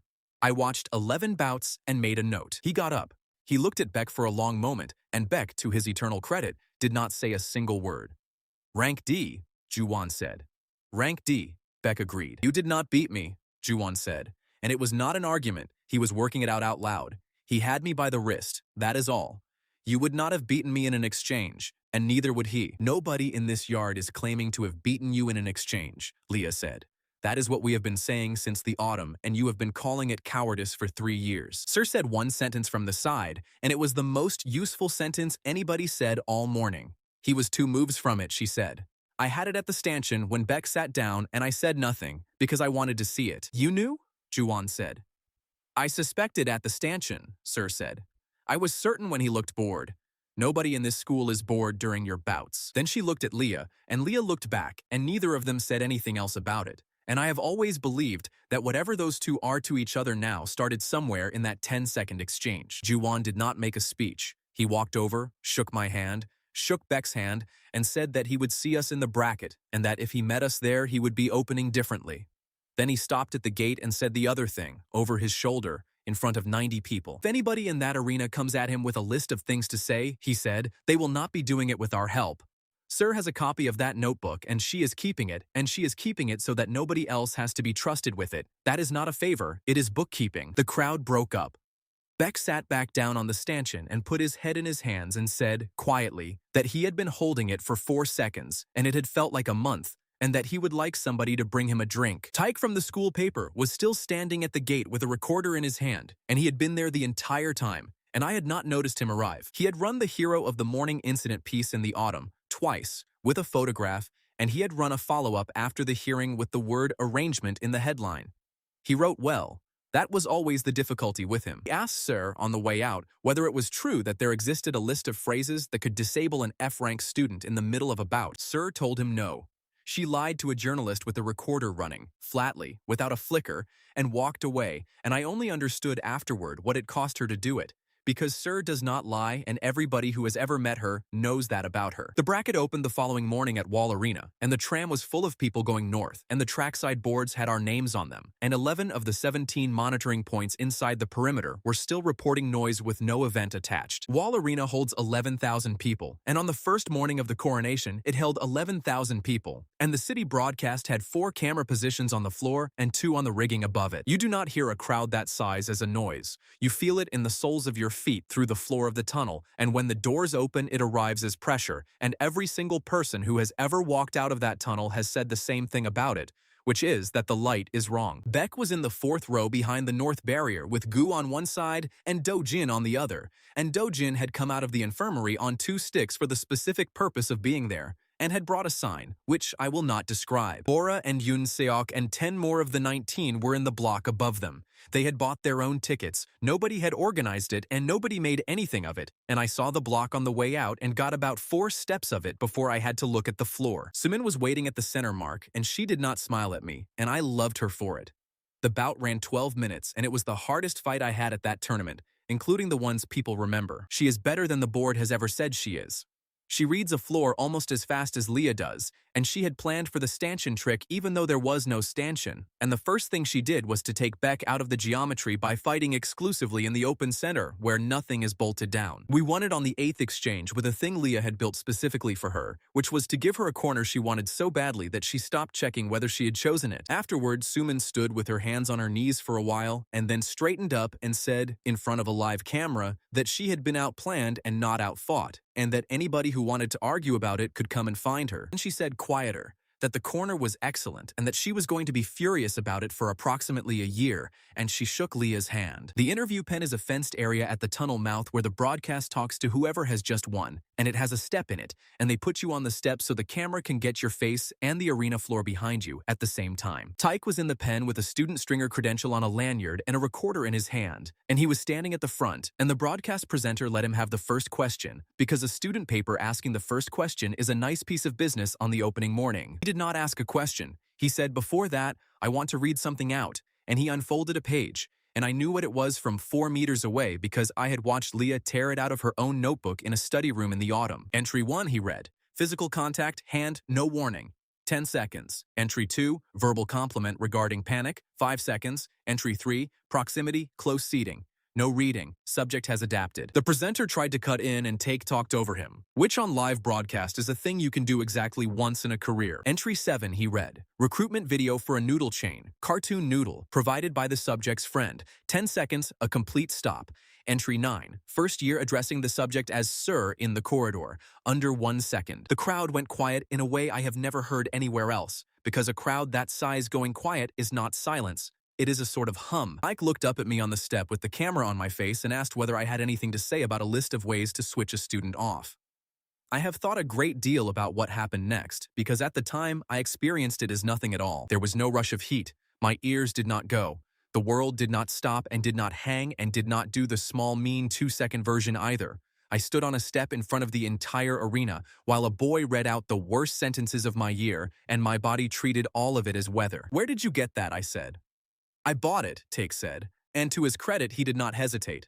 "A second year took it out of a study room bin in the autumn and sold it to me at the turn of the year for 6 credits. The other pair have a copy," I said. "Kang and Ser have had one since the autumn, and they have not used it." "I know," Take said. "I asked her directly on Sunday and she lied to me about it." "Then you know more than I did," I said. That was the entire exchange. It went out live, all of it, and the recording is on the broadcast archive, and I have never watched it back, and Beck has watched it approximately 400 times. Beck came over the pen fence. He is rank D, and the fence is chest high, and he came over it like a man climbing into his own garden, and the security steward reached for him and then thought better of it in front of a camera. "Entry 7 is mine," he said, into the microphone, "to the city of Kairos." I said that to him in a corridor in the autumn because it is true. He did cry at a noodle advert. The little noodle looked lonely, and he is a soft touch, and I have known him since we were 9. The presenter tried to take the microphone back, and I said it because it was funny, Beck said, and it worked because it was true, and I was not trying to make it work. He has been trying to make it work ever since, and it never has. You cannot do it. He is standing right there. You just did it in front of this entire arena, and look at him. Then Sumin arrived, still in her kit, with her hands taped, and Sumin did not do warmth. She did what Sumin does. "You read out entry 3, she said. "Proximity. No reading. Subject has adapted." That entry is dated the 1st of the month. It says on the page you are holding that it stopped working in the autumn. You have read out a list of things that do not work on the opening morning on a live broadcast, and you did not read the column on the right-hand side. Tyke looked at the page. You could see him find the column. The crowd started laughing then, and it was not at me, and I have been in that building and that arena a great many times, and it is the only occasion I can remember when a whole arena laughed at a piece of journalism. The presenter took the microphone back and asked me a normal question about the bracket, and I gave a normal answer, and that was the end of it. And Tyke was walked out of the pen by a steward with the page still in his hand. He printed an apology in the paper on the Thursday, and it was a real one, and he named the second year and refunded nobody. He also stopped writing about Jae Hyuk that spring and has never written about him since. Jae was in the tunnel. I did not see him during it because I was on a step with a light in my face. Gu told me afterward that he had come up to the tunnel mouth when the reading started and stood there for all of it about 9 meters behind the cameras. Nobody spoke to him. He watched a boy read out a list of ways to humiliate me in public on the opening morning, and then he went back down the tunnel before the laughing started. Lia did not say anything until we were out of the arena on the tram platform, with the north wall on one side and the rift over the hills on the other. Then she said, "That was the last of it." "I know," I said. "You need to hear all of what I mean," she said. "Every activator I ever recorded has now been used in public, on a broadcast, by somebody who did not care about you. The list is not merely adapted. It is spent. If you need to stop time in the next 4 days, there is nothing left in this city that anybody can say to you to make it happen." "Then nothing does it," I said. "Something does it," she said, and she said it looking at the hills. "Something I have never written down, because it has never happened, because it would have to come from somebody who is not performing, and it would have to be about something that is actually true, and it would have to matter enough to hurt." The tram came. We got on it with about 40 people who had all been in that arena, and none of whom said anything to us. On the ride back, the boards at the trackside were running the results of day 1, and under the results, in the small band where they usually put the weather, the border office had posted a monitoring notice for the northern perimeter, and it was the second one that week. And I did not read it. The fourth morning started with the engineer from the border office standing in a corridor under the north stand, arguing with 3 men in academy coats, and I walked past it twice on the way to the warm-up floor. 9 of 17 overnight, she was saying, the second time I went by. Not 11. 9, and 4 of them are new points that were quiet all week, and the drift is going the same direction on all 4. Somebody said the word tolerance, and she said something back that I did not hear properly and would not print if I had. Gu came and found us in the warm-up room afterward, and he did not tell us any of it, which I understood later. What he said was that the semi-final had been moved forward by 40 minutes and that the schedule for the rest of the day had been compressed. "Why?" Lia said. "Because I asked for it and the chairman agreed inside 2 minutes," Gu said. "He has also put every steward in the building on the stairheads instead of the concourse, and he has opened the 2 service gates that are normally locked during a broadcast. You should know he did that, and you should know he did it without being asked twice. Then he said that we should fight our bout and that he would be in the 4th row, and he went. And that is the only warning any of us got." Ju-won and Ser came out to the center mark before we did. A full house, the last morning, 2 pairs from the same year, and the broadcast had been trailing it since the opening day as the bout of the tournament. He opened differently. That belongs on the record properly, because he had told me he would and he did. No straight line, no full commitment, nothing for Beck to hold. Came at an angle with his weight back and his blade low, and he made me move first, and inside 2 exchanges, Lia was talking faster than I had ever heard her talk. "He has been in the library," she said. 4 weeks in the library. Theo, do not give him the inside line. Sir was worse. Sir had 9 pages of skip data and a mind exactly like Lia's with the heating turned off, and she had built something specifically for the 2 of us, which was to keep me in the open where a plan needs preparation and preparation needs objects. We were losing. There is a version of that morning that gets told where we were winning when it happened, and we were not. We were 2 exchanges from the first fall and Lia had gone quiet, which is what she does when she is discarding options. Then the floor moved. It was not a shake. It was one long, slow tilt, less than a degree, the sort of thing you feel in your ankles before your eyes agree with it, and the entire building made a low sound all at once. The lights in the rigging swung. A steward's radio somewhere under the north stand went off at full volume and got cut. The 4 of us stopped fighting without any of us deciding to, and every head in that arena turned to the north. The air above the north stand opened along a seam. I have seen a tear now 3 times, and I will say the same thing about all of them. There is no drama in the opening. It is simply that a piece of the sky is suddenly not the sky, and everything underneath it becomes a different kind of place. This one was enormous. The one over the north field had been the height of a man. This ran the length of the top tier, above the last 11 rows, with the light going wrong along the entire seam of it. The first torn came out and landed in the aisle at row 40, and the crowd around it did what crowds do, which is that it went in every direction at once. And the second and the third, and then I stopped counting, and Lia did not stop counting, and that is the difference between us. She stood on an arena floor with her head up and counted for 4 seconds and then said, 23. 23, she said. 23 out of the same seam in under 4 seconds, and it is still open. There had never been more than one. In 15 years, in every account any of us had ever read, in every briefing Gu had ever given, a breach produced a creature and occasionally a pair. The arena had a procedure for a creature. It had a hand signal, a gate protocol, and a licensed team on standby at the south gate for a creature. 11,000 people is not a number. It is a physical fact about a building. The upper concourse gates take 4 abreast. There are 2 stairheads per block. Every single one of those people stood up at the same moment, and about a third of them went up because the exits are up, and the other 2/3 went down toward the floor because the thing was above them, and those 2 groups met on the stairs. That is what killed the evacuation, and it was not the Torn. The Torn were slow at first, and they were slow because they were doing what they do, which is arriving and pausing and arriving again, and they had come out into the emptiest volume in that arena, which was the air above the seats. The people going up met the people going down on stairs designed for neither, and the entire north stand stopped moving, and once it stopped, it could not start. Juwon was already running for the barrier. Sir caught his arm and said something, and he shook her off, and she went with him. Lia had my sleeve. Theo, she said, look at the south gate. The south gate was open and clear and beautiful, and there was nobody near it, because the entire crowd was trying to leave through the gates it had come in by, which is what every crowd in history has done in every building in history. Get people to the floor, I said. That is the plan, she said.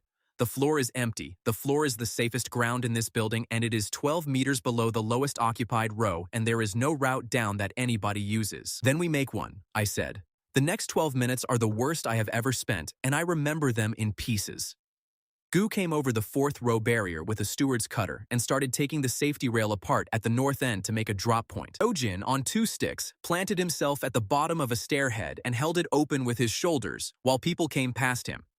Beck got up into the seating and did the one thing he can do, which was to become a fixed point. He put one arm through a stanchion rail and his hand around the wrist of a woman who had gone down in the crush, and he held her there against a moving crowd for 4 minutes until the pressure let up, and he did not move a centimeter in any direction. Suman ran the south gate. She stood in the open mouth of it and shouted the same 4 words at a stand full of panicking people for 6 minutes, until people started to hear her, and her voice was gone for 8 days afterward. Bora and Yoonseok got the first years down onto the floor. Hana Yoon came off the barrier into my arms from a height that made my knees fold, apologized, and went straight back up to help the next one. And the Torn worked their way down the stands, the way water works down a hill. They did not hunt. That is the thing nobody believes when I tell it. They did not select anybody. And they did not chase. They skipped into whatever open volume presented itself, and a stand with people rising out of it presents open volume constantly, and so they came down through the upper rows in about 9 minutes without ever once appearing to try. Gu was at the rail with the cutter when one arrived in the row above him. I did not see it happen. I have the account from 4 people, and they agree. It arrived, and it was not aiming at him, and its arm came through the space he was standing in as it corrected itself, and it put him over the barrier onto the arena floor from a height of about 4 meters. He got up. He got up on the floor of that arena with his left arm hanging and blood coming through his hair, and he shouted at 2 students to keep cutting the rail, and then he sat down against the barrier because his legs would not do it any longer. Juwon and Sir held the lowest aisle for 12 minutes with practice blades. Practice blades. Sir put 3 of them into the drainage of the seating well by reading where they would arrive, and Juwon stood in front of a stairhead and did not hit anything at all, and hated it, and stayed there. By the time the licensed teams reached the North Concourse, there were about 900 people still in the upper tier, and the seam had not closed. The count belongs here because Lia said it out loud on the arena floor, and nobody in that building heard it, and I did. 900 in the top 11 rows, she said. 2 stairheads, both jammed, both above the seam. The teams need 19 minutes to fight their way up a stair that is full of people going down it. The seam has slowed to about 1 every 20 seconds, and it has not closed. How long do they have? I said. She looked up at the top tier and did the arithmetic out loud, and it took her about 2 seconds, and I heard her voice do something it had never done in front of me before. 6 minutes, she said.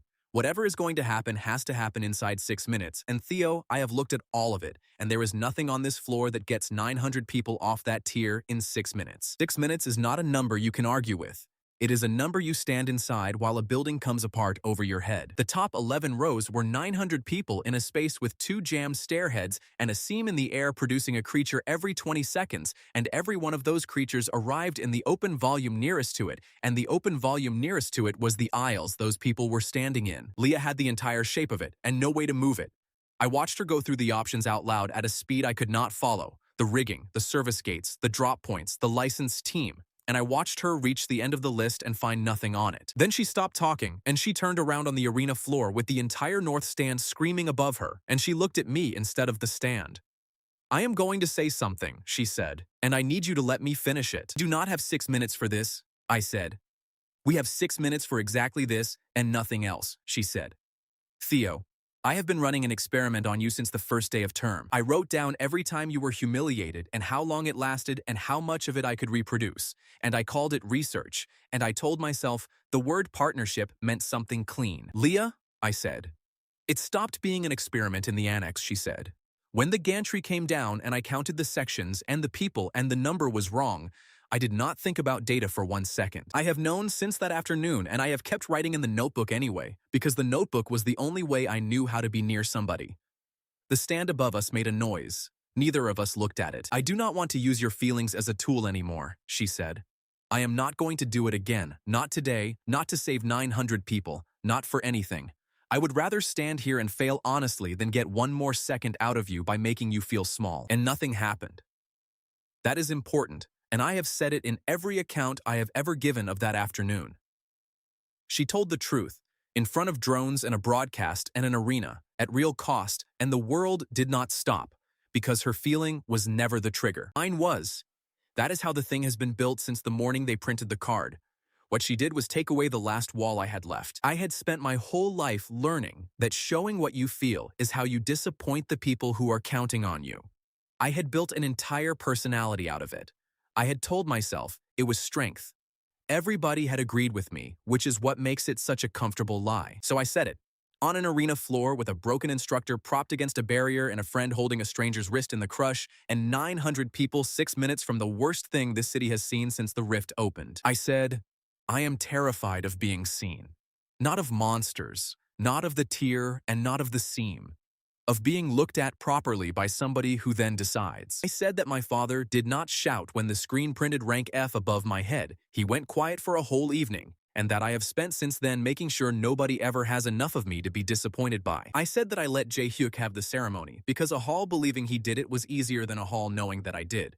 I said that I have been more afraid of being known than of dying every single day of my life. I said it to her, out loud, in front of everybody, and nobody made me. The world stopped without a sound. It was not like the ceremony hall, and it was not like the annex. Those had been detonations. This was a door opening. There was no white edge and no rush. Only the arena going completely, perfectly still, with the dust hanging in the light, and a stand full of open mouths around a scream that had not finished arriving. And Lia was standing in it with me, awake, breathing, with her hand still half raised from the last thing she had said. "There is one condition on who else moves in there, and I have known it since the day they printed my card. The only person who wakes up inside a stop is the one whose true feeling caused it." She had said hers first, and I had answered it, and the world had counted both halves. We did not waste any of it being amazed.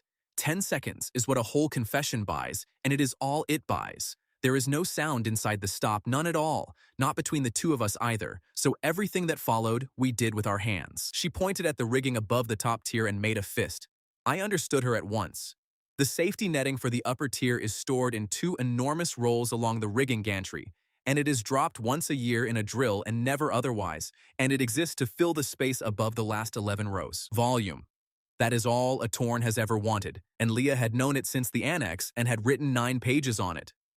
I went up the north rigging ladder in the silence with my hands screaming and cut both roll retainers, and the nets did not fall because nothing falls in there. They hung where they were, half off the gantry, waiting for time. Then the stairheads.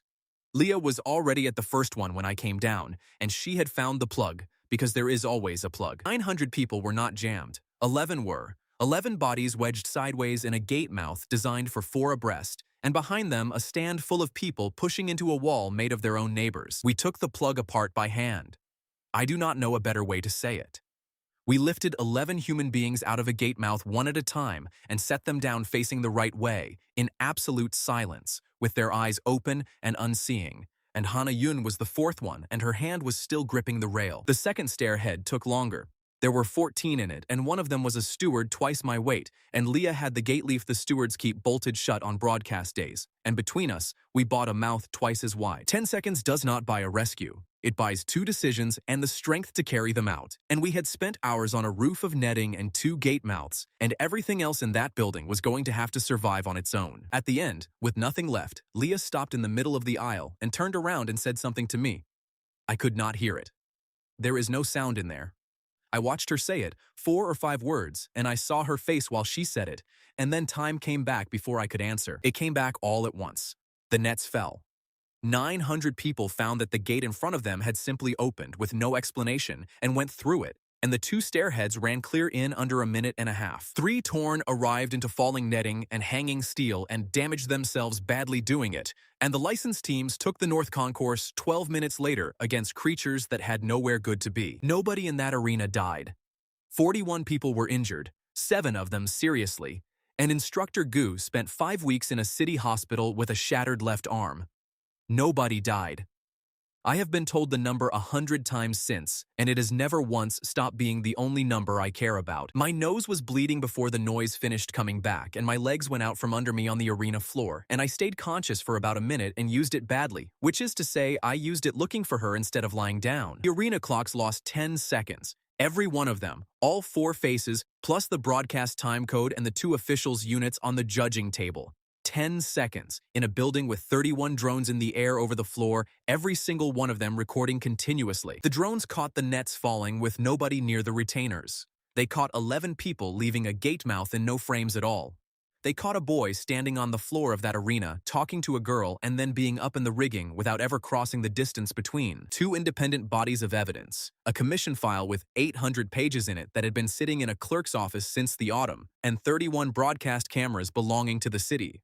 The cameras were the half nobody could claim a student had ever touched, and they agreed with the file completely. Jae Hyuk had been standing at the tunnel mouth for all of it. He had come out when the seam opened and he had gone up into the lower stand and pulled people down over the barrier for 12 minutes, which is a thing I did not know until 3 days later, and which he has never mentioned once. What he saw was the arena floor from 20 meters away, and a boy he had spent a year letting be laughed at, saying out loud without being asked, the worst true thing about himself. He came down onto the floor while I was still sitting there with a cloth on my face, and he walked past me and he went up to the broadcast position at the judging table where the presenter was still live because the city was still watching. Nobody prepared him for it. Nobody asked him to. Dean Pak was 40 meters away at the official's gate and did not get to him in time and would not have known what to say if he had. He said, "The golem at the ceremony was not me." He said, "I was 9 meters away, and I have known since the second day that nobody covers 9 meters in that time." He said, "Theo Han moved Mira Kwan out from under that arm, and I stood in the noise afterward, and let a hall decide it was me, and I have let it stand for 4 months, and I let a commission hear me say I was not sure what I saw." Then he said the last thing, and he said it looking at the camera and not at anybody in the building. "I am not saying it because I got caught," he said. "Nobody caught me. I am saying it because I have just watched somebody do the thing I could not do in front of everyone, for free." Then he stopped talking, and the presenter did not have a follow-up question, and there was about 4 seconds of city broadcast with nothing on it at all. I looked for Pak after that, and I found him.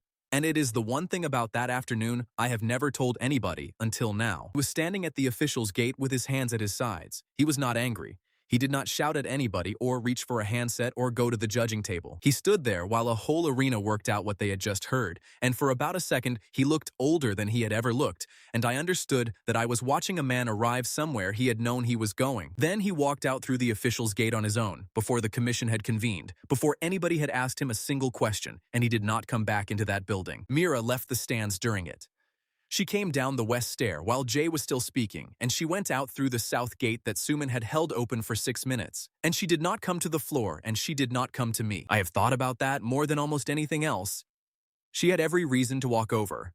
She was the one who had been under the beam. Instead, she went home, and she wrote to me a fortnight later, 1 page, And the last line of it was that she had spent a year and a half being frightened of standing next to somebody weak and had never once checked what the word meant. Suman was in the crowd on the floor, with Beck holding one of her arms and Dojin leaning on the other, and her voice was completely gone from 6 minutes of shouting at a gate.